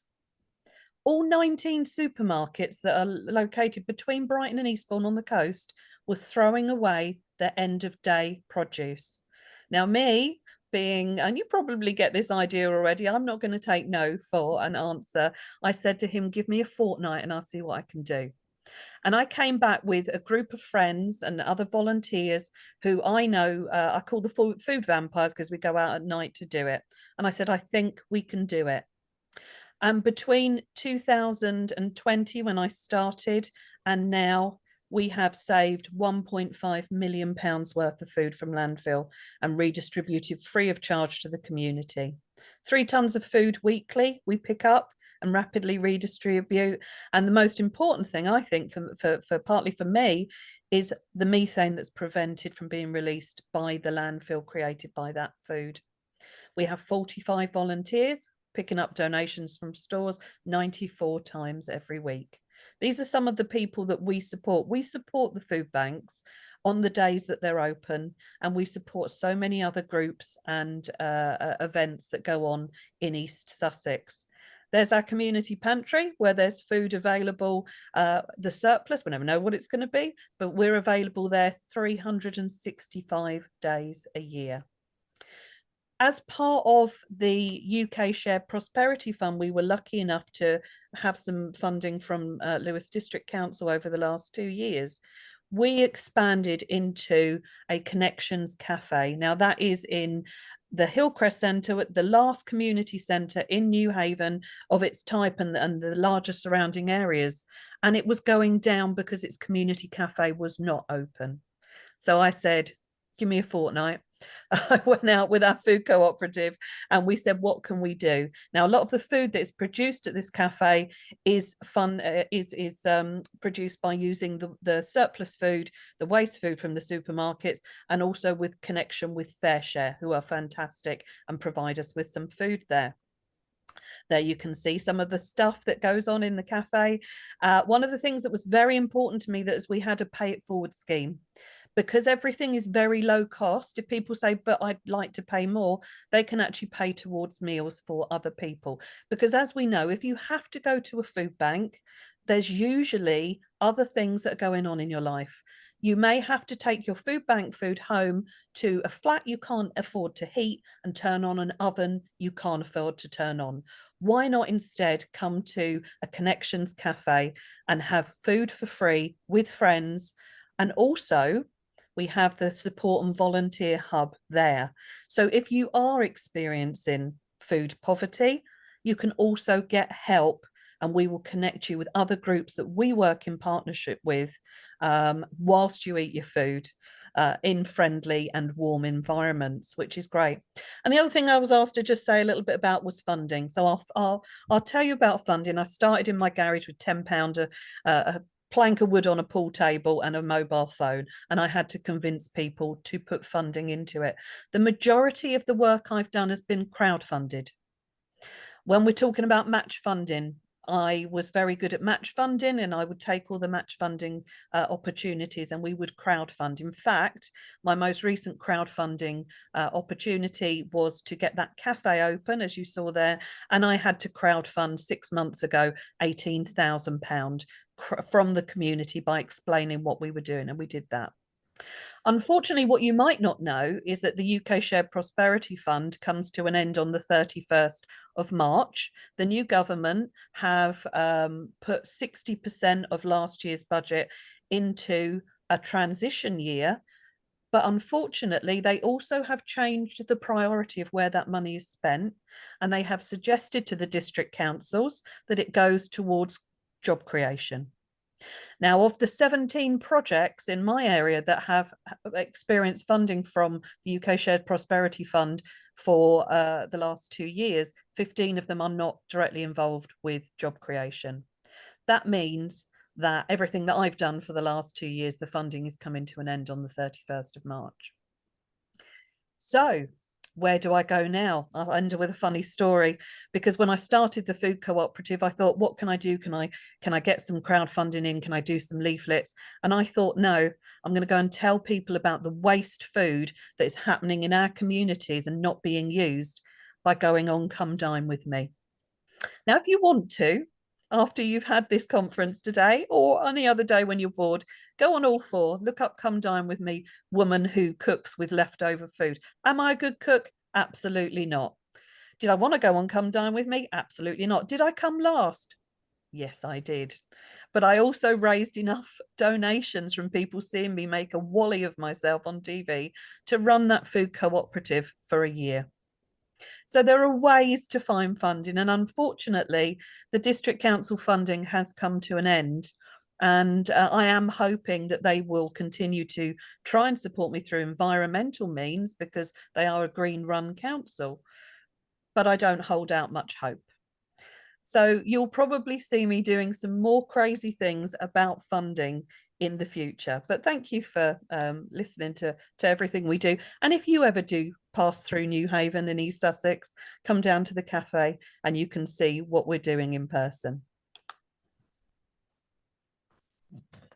Well, that's wonderful, Paula. I'm dreading. I'd love a little game. We could sponsor you for things that you can answer. Just give me a fortnight. Oh, just give me a fortnight. Absolutely. When they announced that there was going to be a mayor of Sussex, someone asked me if I was going to run, and I said, just give me a fortnight. Yeah. We could sponsor you on that. That could be a good fundraiser, couldn't I'd love it. I'm up for anything. I think Emma will also be able to hopefully pop in the chat. There was I don't know how many of you went to, there was a cooperative live, I think about a month ago, about food justice, food waste, and chaired with Bernardo's about young people as well. So that's all very interesting. We've got not long, I'm afraid, for questions. Does Josh want to come back and say anything after Paula's, before I just say, if anyone wants to put their hands up, we've only got about 5 minutes. I can see Pauline's hand up. Yeah, just quickly, I'm saying that if the funding is going to things that create jobs, obviously in these cafes and in these other things, surely something like giving people skills of how to cook, how to budget, how to make meals that are next to nothing, all those volunteer jobs that you've got are opportunities to create people to have skills for work. And also, if you put in if you've got internet, then they can use them as jobs cafes to help them do a CV and what have you. And it's like wondering whether that will help you to get the funding. Unfortunately, they already decided where the money was going and who it was going to before they even offered us that opportunity. So when I was told there would be no more funding, it was already going to I believe they call them a pan-county project that they're already running about job creation, and it will go to fund that. I didn't even have the opportunity to say, well, actually, if that's the criteria, I will restructure my organisation to fit that criteria so we can continue. And you're absolutely right. We do have Wi-Fi. People can come in and do training, and we do actually, our volunteers, many of them have mental health challenges. Some are trying to return to work, and volunteering is a good step to return to work, but I wasn't given that opportunity, so it's a shame. It is. I'm going to ask Josh on this, because I know Mike popped a comment in earlier about the mapping, community mapping that they've done, and the information they give to people about community assets. And I was just wondering if that's part of, well, what either of you do, but as part of Power to Change, that is something that we could be helping people develop. Yeah, good question. If there is like support on that from a national organisation, it's probably held by locality.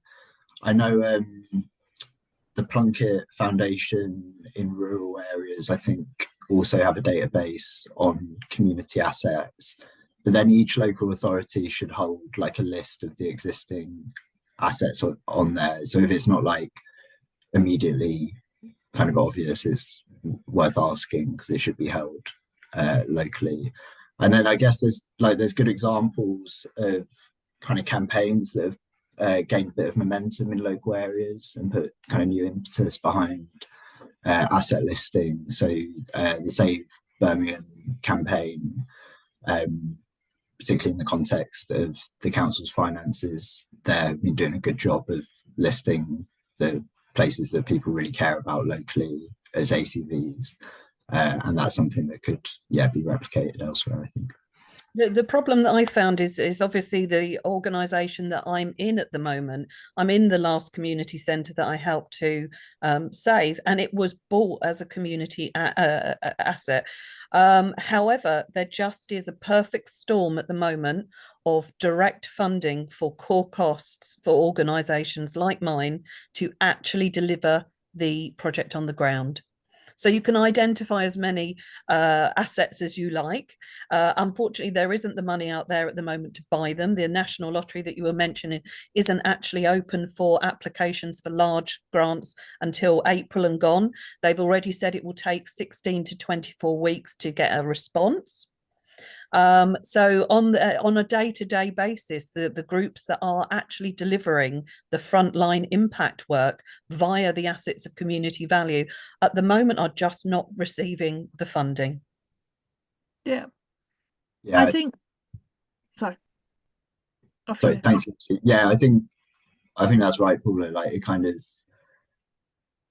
feels like, particularly with what you mentioned around things like UKSPF, a lot of the funding programs that had been in place over the last kind of 4 or 5 years are now ending, and we're kind of yet to see what replaces them. So I think exactly, we've put out an artificial raft of support for people to get through this crisis, and the local government association did warn back in October that we were going to just pull that raft out from under people, and then there was this announcement in the budget that 60% of the UK Shared Prosperity Fund will be a transition year, but then they specifically said, but it's got to be for this.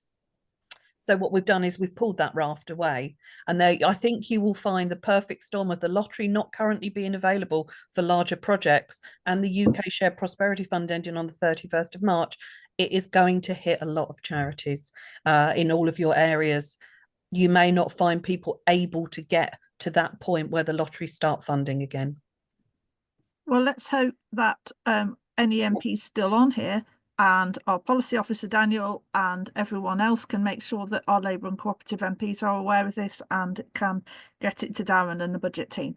But on a positive note, I still think this is going to be a good way forward, and it's going to be the most radical thing that's snuck around in the manifesto and the King's speech so far. And before I hand over to Denise, I'm just going to say, I'm hoping that this could be a chance for a Co-op Live to come off this at some point. And I'm now going to pass over to Denise, who's going to host the next discussion about, if I remember rightly, policing. Or if I'm wrong, then I do apologise. But that's all right. No. Well, thank you, Lucy. Thank you. So we're going to be discussing retail crime, and as well as the high street. And I'm looking for, is it John Tizard is also here, and Sarah Taylor, who are our new police and crime commissioners. Hopefully they're on here. Oh, I see John. Welcome, John. And nice just to see let you. Denise, we've just had apologies from Sarah, so it's just John. Thank you. All right, so John, just be you. Okay, all right. So just to introduce myself first. My name is Denise Scott MacDonald. I'm a councillor in Greenwich, a cooperative councillor in Greenwich, but at the same time, I'm also the president of the National Members Council for the Co-op Group.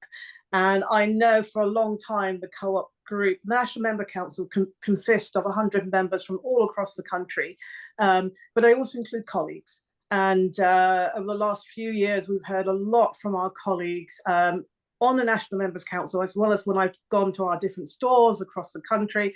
They've all talked about retail crime.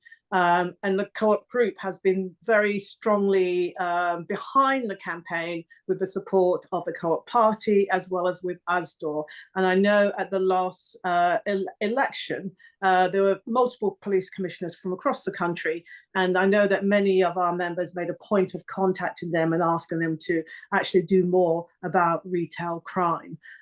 So today's session is very much about what's been going on, what are you seeing on the ground? John, you're here from Bedfordshire, and could you just sort of paint us a picture about what's going on and what are you doing to address that issue of retail crime? How are you working with the community? How are you working with the different stakeholders? And also congratulations for winning in your election. I think you're the first Labour Co-op person in the role. I'm going to hand over to you, John. Okay, I can't unmute. Can someone unmute John? Thank you, Denise, for that introduction. I'm actually the second Labour PCC for Bedfordshire. We won the very first election in 2012 and then have had two quite disastrous Conservative PCCs in the interim. I thought it might be helpful just to sort of set the scene and then talk specifically about retail crime. When I was elected in May, and the same would apply to Sarah, who unfortunately can't be here, the PCC for Norfolk, we inherited a very underfunded police service.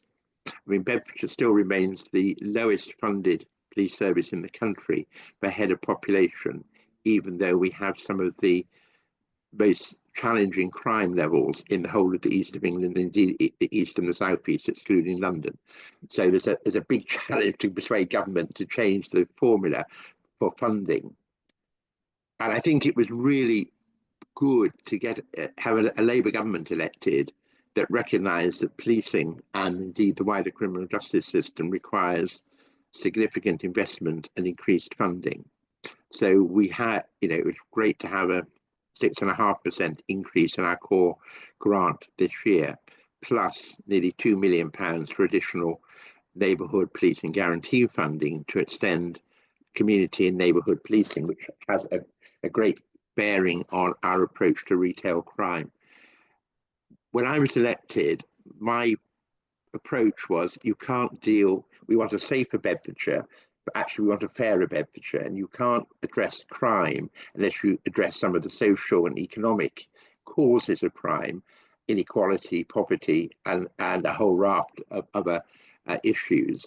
So I've really been looking over the period to create a system approach to change, because we can't arrest our way out of many of the social challenges we face as a county or indeed as a country. And again, very much aligning with the National Party's Safer Streets mission. So reducing crime against women and children, women and girls in particular. And I'm very pleased to say only this week, Bedfordshire is one of the 5 police services in the country to be pioneering and piloting the Ranham's law approach to domestic abuse advisors within our control room, which I think is going to make a huge difference to supporting victims, primarily women who are victims of domestic abuse. And that's one of the fastest growing crimes that we face at the moment.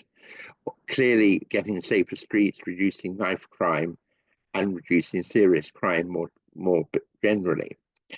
And again, the emphasis for me is very much on prevention. And I'll come back to that in respect of retail crime, because if we can prevent crime, we get a societal benefit, but we also get a financial benefit to the whole of the public sector and the economy more generally.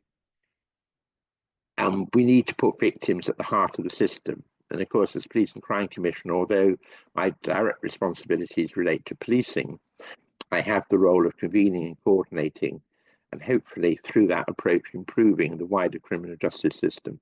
And that is very broken, where at the moment people are waiting, victims are waiting anything up to 3 to 4 years between the crime and getting to into court. And I always think a victim of rape or some serious sexual offence having to wait that length of time and then have to relive it, and then we wonder why we have a significant attrition rate between victims actually not wanting to pursue crimes or witnesses wanting to drop out.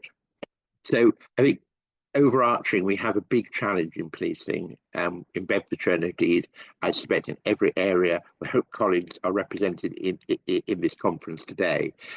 14 years of underfunding and a previous Conservative government that talked big about crime but did very little about it. Crime increased significantly during their period of office too. And we can't, you know, we would be kidding ourselves if we thought we could address every issue immediately and reverse those 14 or 15 years of decline. I think retail crime is a particularly heinous crime affecting both shop owners, shop managers, but even more so shop staff. And I was very pleased to sign up both to us stores and the cooperative parties pledges in respect of retail crime as a candidate, and have been seeking to pursue that as a police and crime commissioner.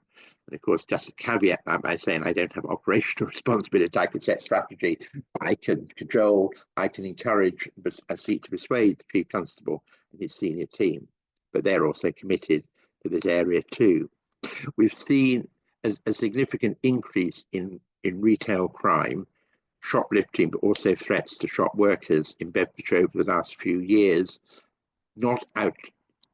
Again, very similar to the pattern in other parts of the country and other parts where colleagues from this call will be coming from. And I think we've got to take a holistic approach to this. There's so much the police can do, but there's also a role for local authorities. We need much better CCTV in retail areas. We need to design out the sort of spaces that allow the criminals to operate. But we also need much greater cooperation from the retail companies, and I'm particularly thinking of the major companies, because I would distinguish between the small retailer, but the big national companies, many of whom actually just build shoplifting and retail crime into their business model. So they don't take it, but they don't encourage their management to report it. They don't necessarily introduce measures such as security staff and CCT internally, other measures, and often don't give the support they should be giving to their staff. That's an issue I've been discussing with us store in particular recently. So there's a responsibility on all of us to tackle this area, but we must also recognise what are some of the causes of retail crime.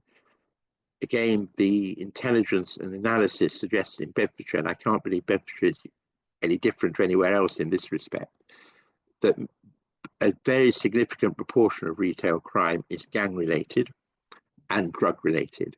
So it may be individuals shoplifting to fuel or to finance their drug habit, but also we're seeing organised gangs, some that focus only on retail crime, who will literally move through the county and indeed adjacent counties, taking huge rafts of stuff from shops and being very threatening to shop workers. So this has to be at a very high level, but the police can only do that if we get the cooperation of the retail companies, but also local authorities and the wider community. And I'm establishing a working group with the retail sector, us store, and local authorities to get a comprehensive approach and programme for Bedfordshire.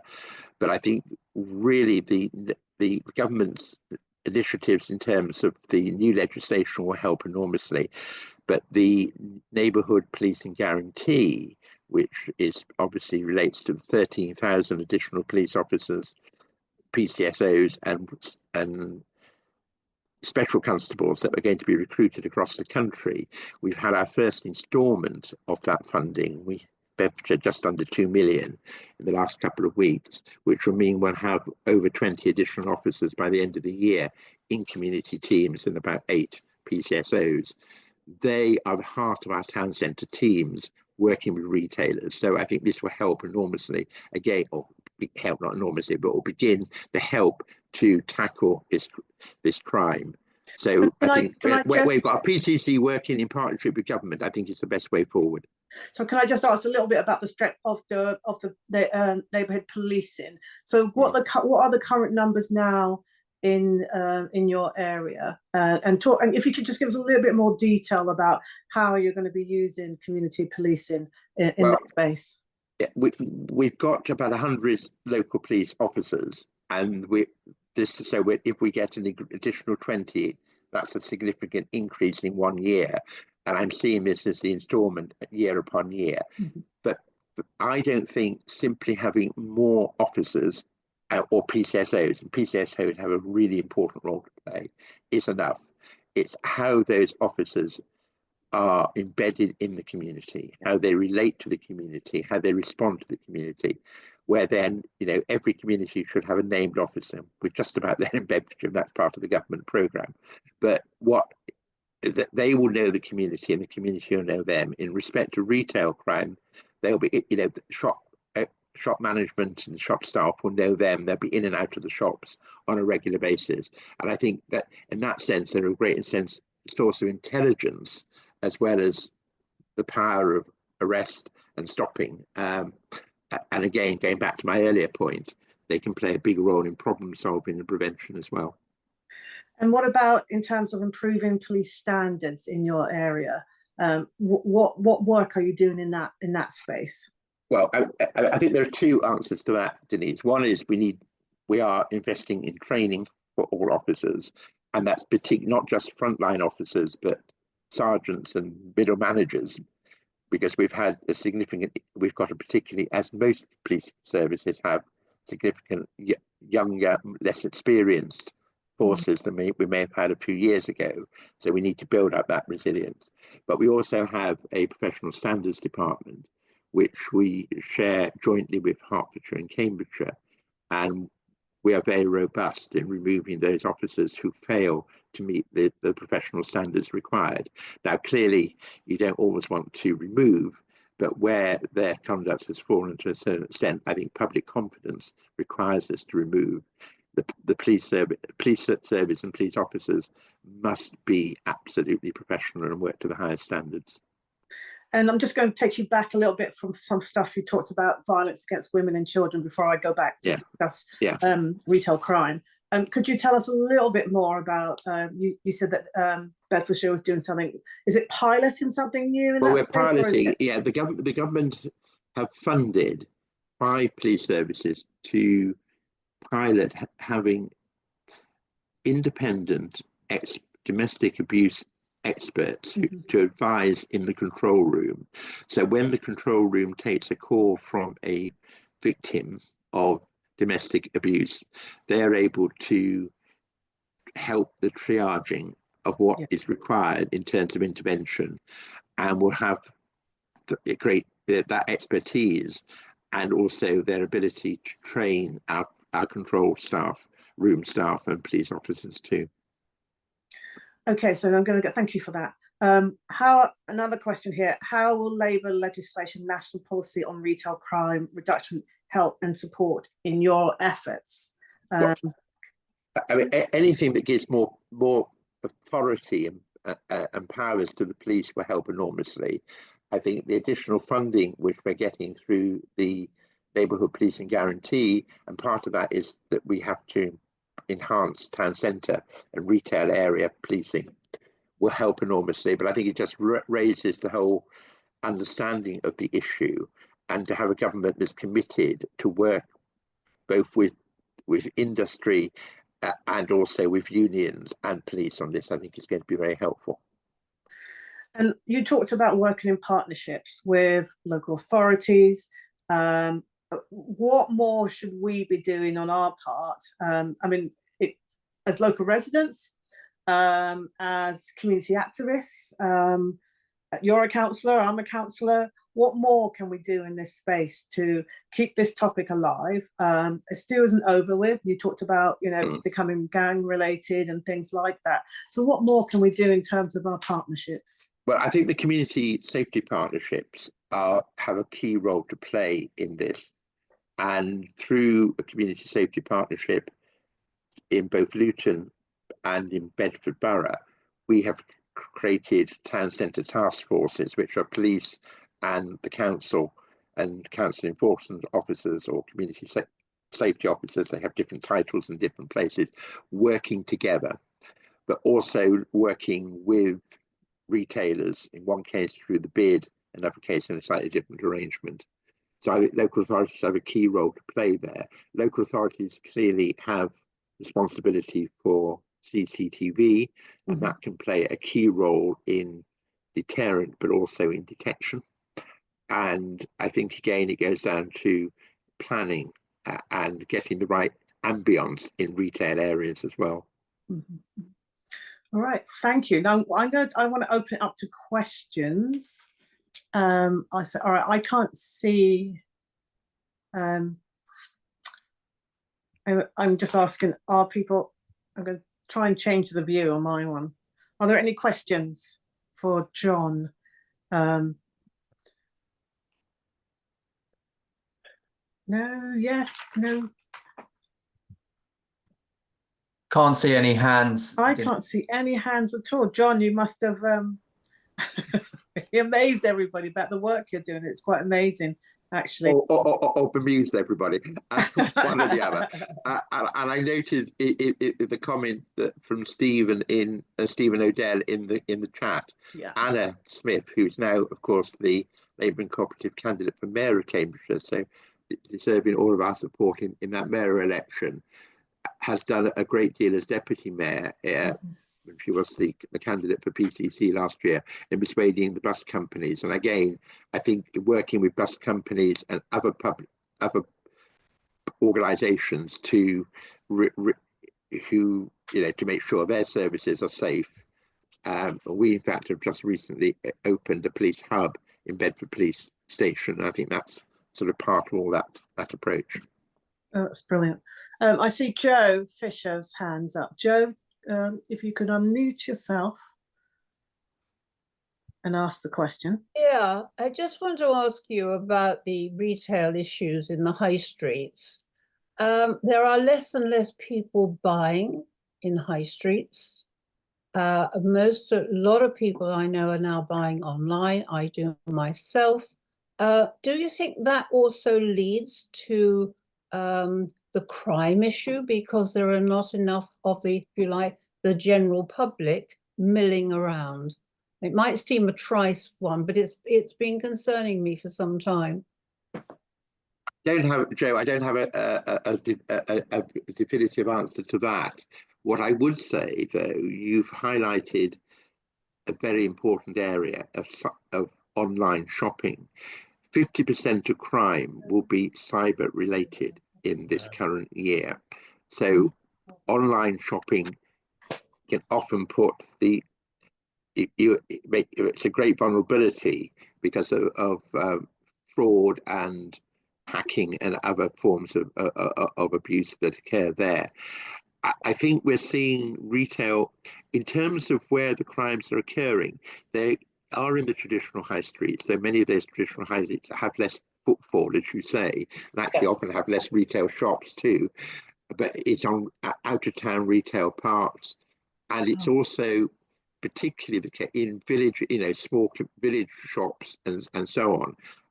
I know at least 2 cooperative local stores in Bedfordshire that are hit on a very regular basis, but they're in small villages. So it's not just a problem for the town centre. It's often a problem in where shops are more isolated, because there are schemes, and we've got them in parts of the county where the retailers come together in an area and they have warning systems. They've got local radios to connect each other and so on. But actually, smaller shops not in those town centres often can be more vulnerable. Okay, thank you. Thank you for that. I know that on the National Members Council, I hear from people from across the country, and they talk about more work being done. Could you talk about prevention? So more work being done upstream to stop crime in the community and work with people and young people. Are you doing anything in that space in Bedfordshire? Well, I mean, as elsewhere, we're doing a lot. And there's a lot of work goes on in schools, particularly around areas like knife crime and drug issues too. But there's a lot of work that goes on, which is actually again about designing crime out. Yeah. So when you've got new development or town centre development or a regeneration scheme for a town centre, how do you design it in such a way that it makes crime less attractive, or the conditions for crime to reduce those. So there's a lot of work going on in prevention in a whole variety of ways. There's also an issue, we go back to retail crime. I've been, walked around retail areas and shops with police officers, and you just see very attractive, easily grabbed items, just inside the door with no security. So it's actually also about how you, educate and change the way shop managers and shop management arrange their stores as well. Okay, I'm going to take one more question, and I have Kat Arnold. Oh, hi. Thank you so much. It's been a really inspiring talk. I wanted to ask a question about some of your policies around violence against women and young girls, and the use of sexual assault centres, because it's really interesting hearing that support in the control centres, but how that helps women come forward, in very difficult circumstances. Does Bedfordshire have funding for such things, and what are your thoughts around how you're seeing funding moving in that direction? Yeah, I referred to the advisors in the control room because that's a new initiative and literally came in the last week, announced by Vet Cooper, I think on Thursday of last week, as a national pilot scheme. We, through my office of Police and Crime Commissioner, we grant aid and commission a range of services from voluntary organisations, including women's groups, to support women who may be at risk or have been subject to domestic abuse or other sexual crimes. And domestic abuse may not be a sexual crime. And I think that's really important, because I think the voluntary sector have a key role to play in this, both for their independence and their ability to get much closer to and have the confidence of those of victims. All right, thank you, John, and thank you for everyone for your great question, and thank you, John, for the work you're doing in Bedfordshire. It was great to hear about the work you're doing, not just in the retail space, but in the violence against women area, which is, I know, is also a very, very hot issue. But also thank you for working with our community and do all the stuff that you do out there. So anyway, thank you. All right, thank you. This is the end of my session, and now I'm going to hand over. I think I hand over to either to Daniel or John. I'm not sure who is doing the next piece. It will be to me, Denise. All right. No problem. But yeah, thanks very much, everyone. And I'm just going to spotlight myself one moment. So I'm going to speak to you about our Build Your Own Co-operative Manifesto, and I'll just share that with you now and talk you through our new Build Your Own Manifesto tool.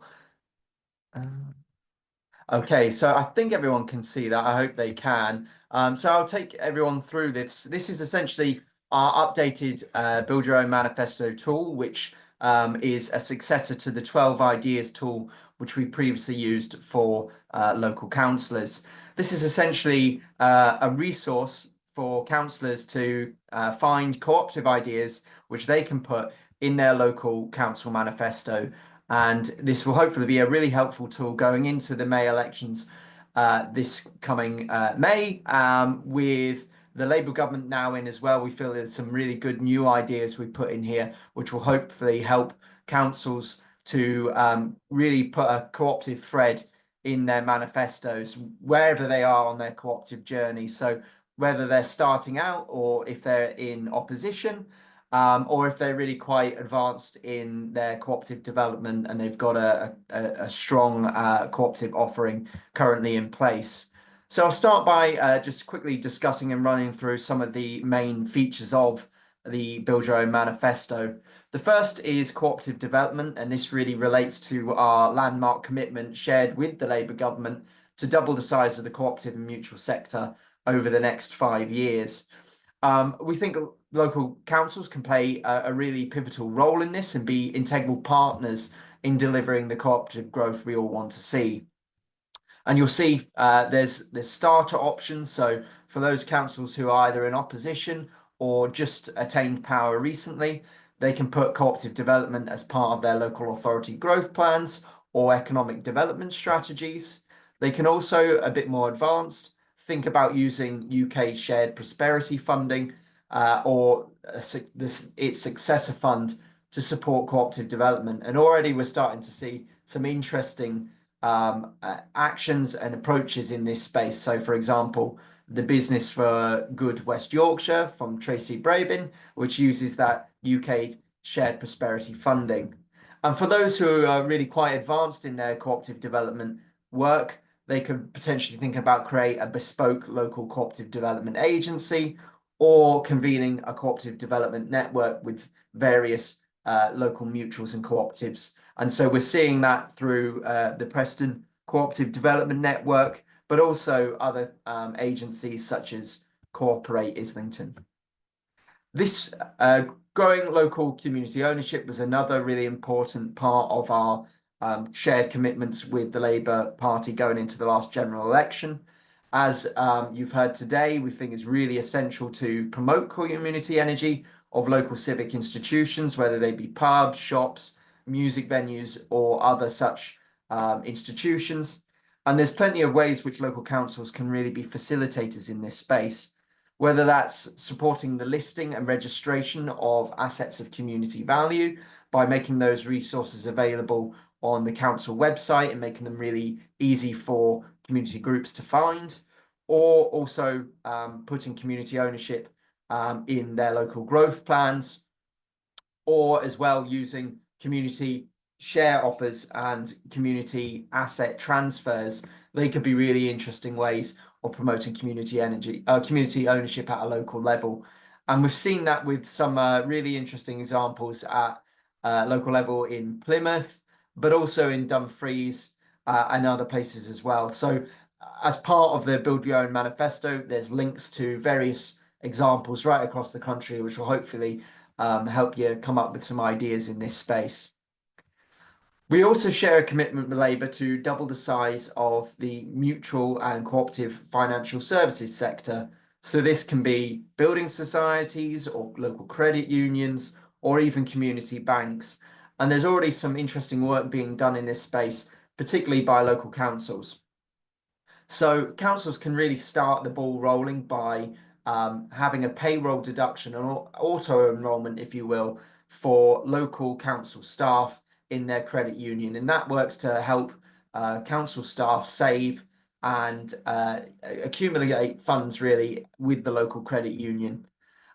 There's other new ways and effective ways of doing it as well, including providing space in council buildings for local credit unions or even new community banks as well. And Cardiff has been a real pioneer in this approach. And then finally, councils who are really feeling that they want to take lead in this space, they can actively try and develop new credit unions or community banks, such as the work the Sunderland Council is doing to create a citywide credit union in partnership with another credit union in the local area.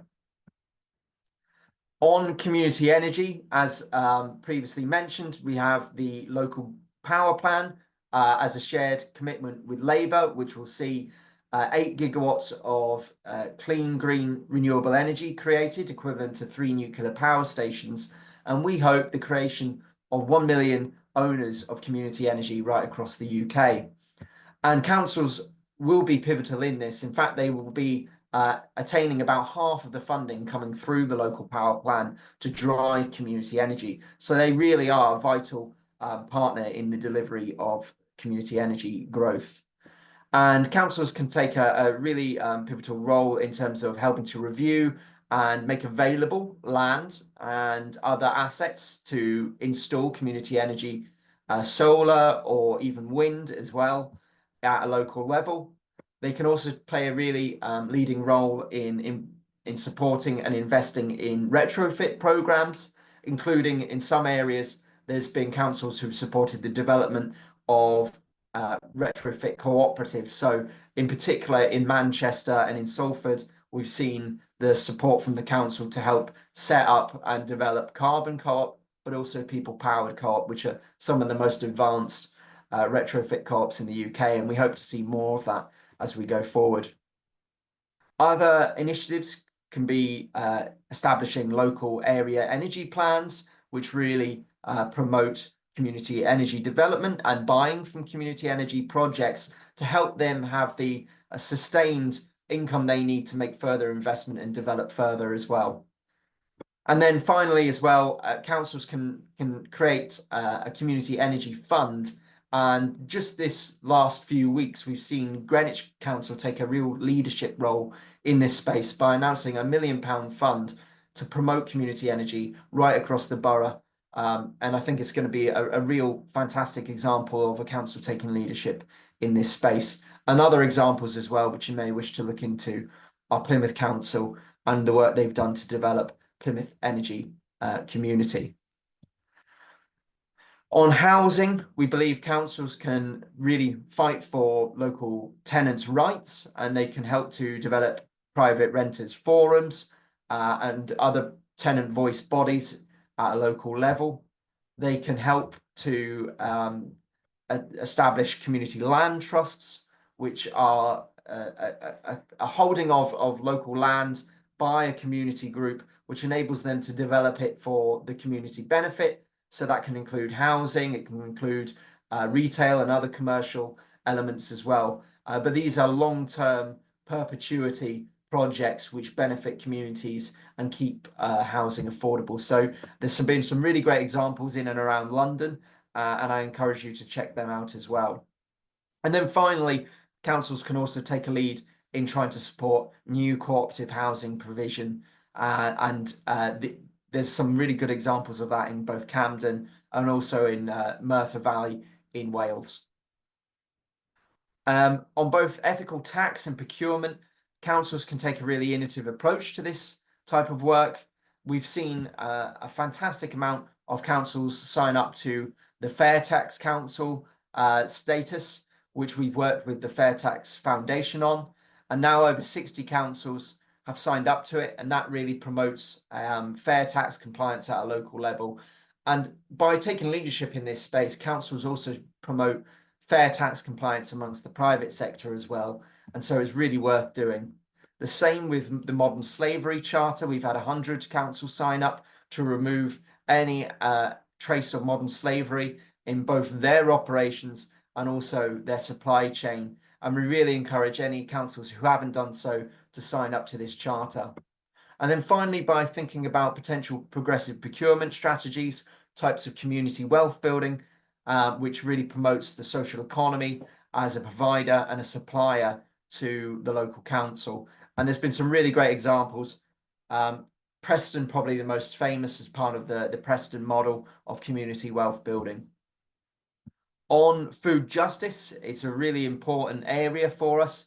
We feel that at this current moment, we're not delivering as a nation on secure food for people, making sure that people aren't living in food poverty. And councils can take a leadership role in this by appointing a lead member to ensure at a local level there is food justice and people do have access to the nutritious food they need. This can also work by supporting community fridges, and we've seen that in a few councils such as Camden and Warrington, and also food cooperatives as well, which have really helped at a local level. And I encourage you to look into some of these examples, and I'll share this link after this presentation. And then also on community transport, there's been some really great examples of community transport develop, which really help people, particularly in remote areas or areas where the transport provision provided by local private services are not really meeting the needs of local residents. So this can include things such as dial-a-ride, community buses, voluntary car shares, and these can often help some of the most vulnerable and elderly and isolated people in communities. So they're really worthy approaches. And I encourage councillors to try and get involved in this, potentially by trying to create a fund which could support community transport groups to purchase vehicles or assets to be able to help them provide vital transport services to local residents. Building cooperative social care, we think, is a really important growth area going forward.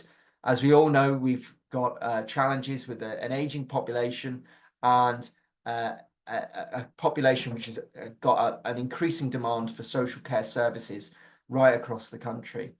And as we all know, the current existing supply of social care isn't working for care recipients or care workers. And social care cooperatives, which put social care provision in the hands of care recipients, their families and workers, can provide a real beneficial alternative to the existing type of cooperative provision. And so councils can take a leading role in this, and there's been some really good examples of that in places like Suffolk with Leading Lives Cooperative, but also in places like Calder Valley, which have really worked with Equal Care Co-op, which is an innovative social care cooperative, which provides social care services through a digital platform, which is owned by the care recipients, their families, but also their workers as well. And make sure that they can control their hours, they can make sure that they have care in dignity with one or just two care providers working for them, rather than a whole multitude of different care providers. So a really interesting approach to social care, and we'll be working with councillors to try and have more of that right across the UK. As John and Denise spoke about previously, retail crime is a really important thing for the party. We've been working very hard on this with the Labour government, and we're really pleased, as previously mentioned, to see upcoming legislation on this. But councillors can take a really important role in this space as well, whether that's working with local retailers to ensure that they have the anti-crime measures they need, or also with police as well, to try and get them to have a data sharing approach with local retailers so they can effectively target repeat and persistent offenders. And finally, councillors may want to look into community improvement districts as well, SIDS as they're known. And these are essentially a new concept building off the business improvement districts, which has community-led approaches to local economic development. And that's actually been really pioneered by Power to Change, who you heard from earlier through Josh Westerling, and they've been doing some really interesting work in this space. So if you as a councillor are interested in learning more about community improvement districts, then please do get in touch with Power to Change as a starting point in this area. So this is available on our website, this Build Your Own Manifesto. It has all the resources you need. And on the side here, where it says Manifesto Ideas, you can essentially click on these different policies on the left-hand side, and they'll appear on that right-hand part of the page. And you can then email them to yourself and almost copy and paste them into a potential draft document for your council's manifesto. So it's a really easy to use tool. It makes it very accessible, we think. And if you have any further questions, please do get in touch with myself, Daniel, or my colleague Gareth, who is the local government lead in this space. I'm now also going to quickly run through our policy process for 2025. So I'll just share that as well.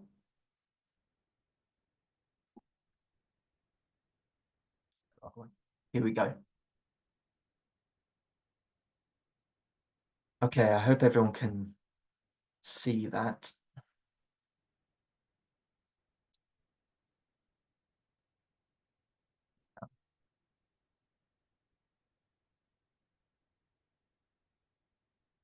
Sorry, everyone.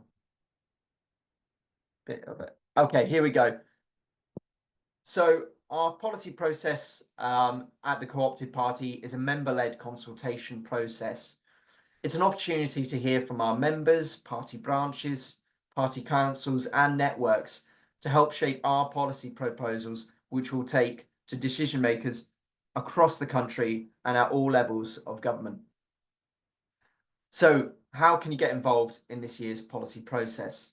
Well, there's several ways you can get involved, and we're really keen to hear from you, both as an individual and as a group. And so we want to hear via our online consultation from local branches, party councils, national parties such as the Scottish Co-operative Party, Welsh Co-operative Party, etc., and also our equalities networks.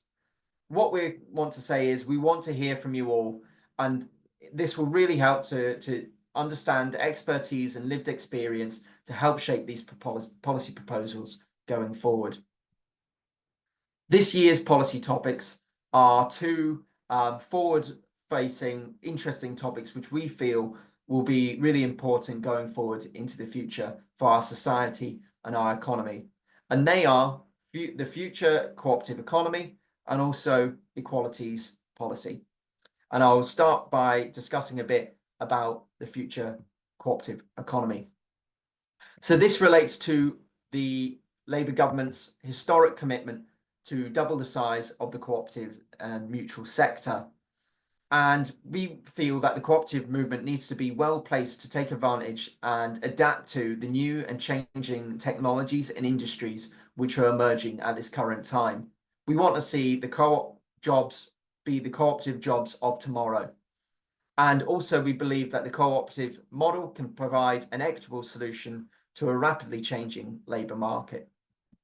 So starting with some of the challenges we're seeing in this space. As we all know, big tech companies have had a real profound impact on our lives over the last 30 years or so.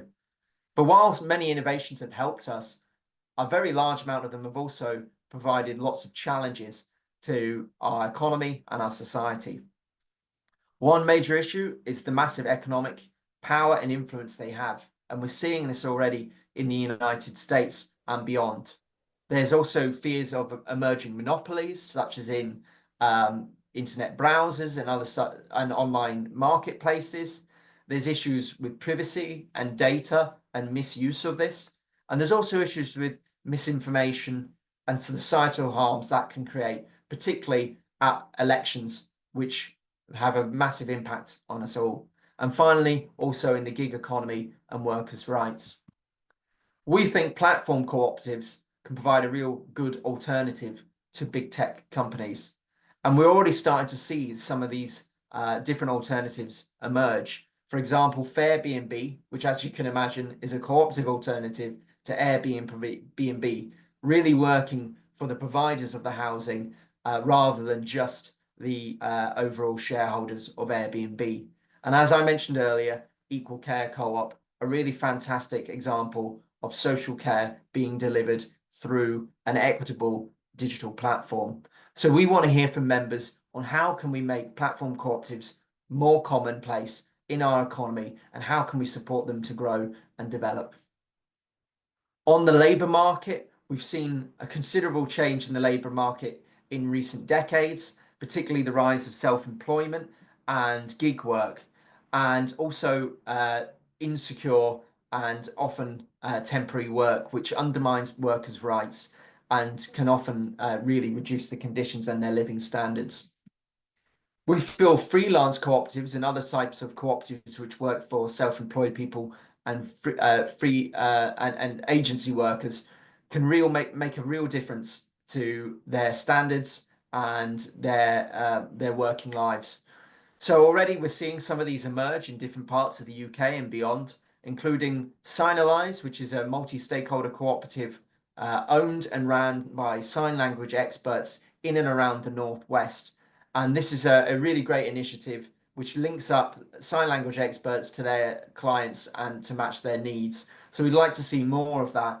Similar with Code Cooperative as well, a freelance co-op for software developers, and that's helping to match these software developers with new clients and make their lives easier by providing business support, financial advice, and other administrative advice as well, rather than having to do it alone.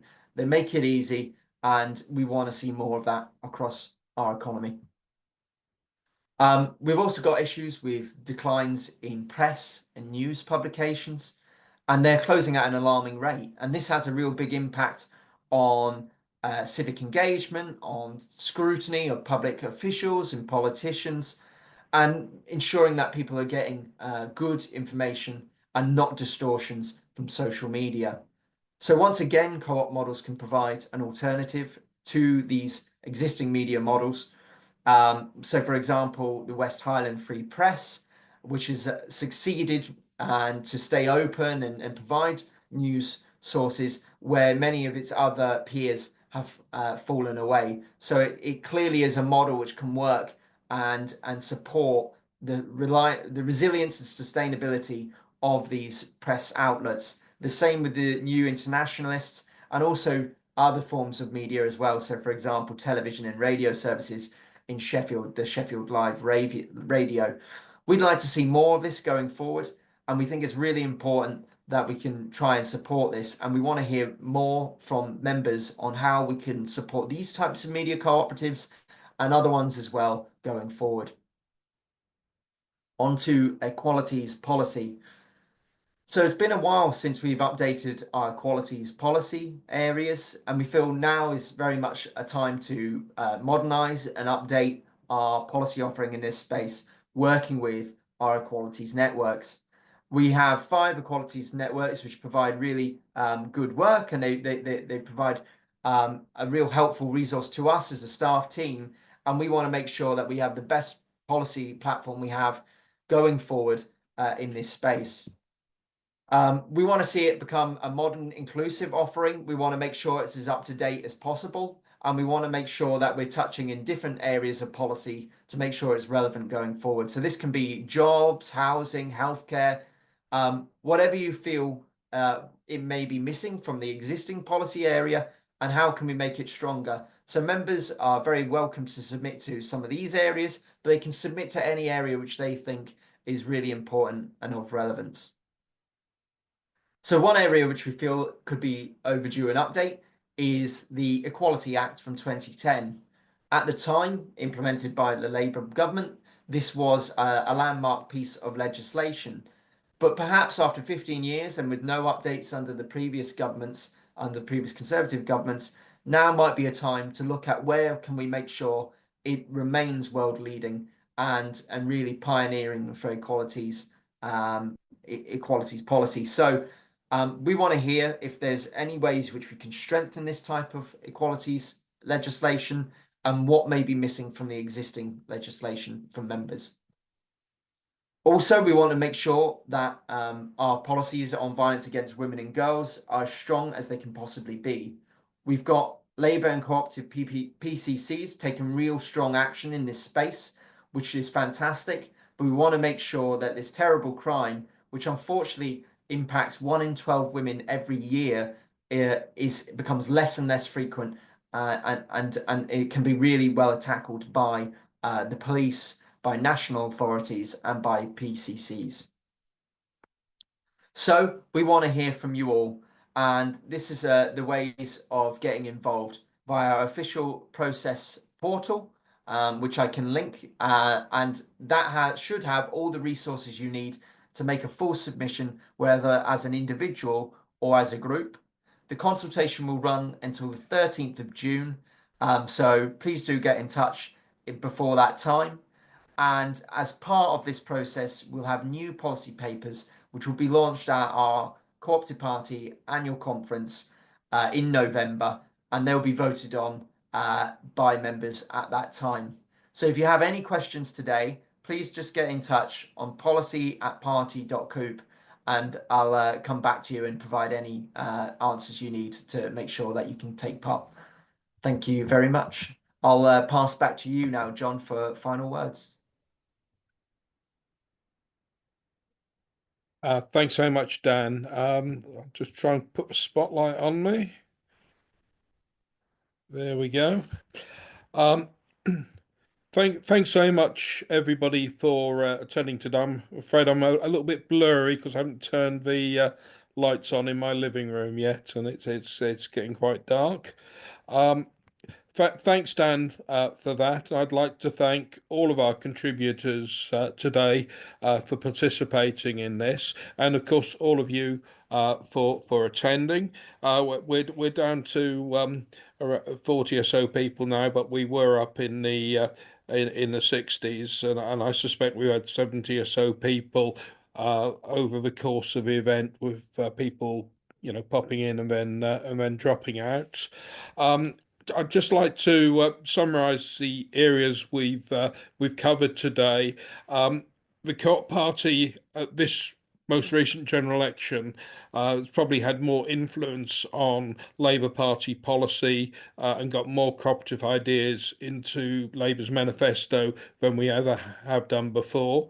And that's really focused on our 4 priority areas, all of which we've covered today. So it's doubling the size of the cooperative economy, which was mentioned by our MP participants, action on retail crime and creating safer communities in Denise and John's session, local ownership, community right to buy assets of community value, and fourthly, community energy. So I hope you've found the discussions and presentations worthwhile. Obviously, we don't sit around just to talk about policy. We try and make sure it happens as well. Those of you who are councillors have got a great opportunity using a manifesto tool to try and get COP policy into local council Labour group manifestos, and obviously Dan outlined some of the ideas there. We also encourage Labour and cooperative groups on councils, cooperative councillors, to bring forward some of the ideas we have, some of our draft motions to one, make a real cooperative difference to our local communities, but also to keep the Co-op Party in the public eye and make people aware that cooperation is much more than retail grocery stores, important though they are. So please take the ideas we've covered back to your communities.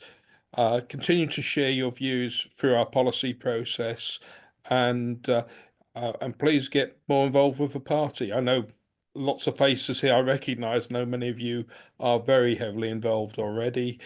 We've got our annual conference later this year. We also, somebody gave a little bit of a plug to our next Co-op Live session. I'm just putting some details of that as a reminder into the chat. Alice MacDonald, who joined us earlier, was one of those, one of the participants in this forthcoming Wednesday session. If you can't find a link to that, email me and I'll send you the link. She'll be joined by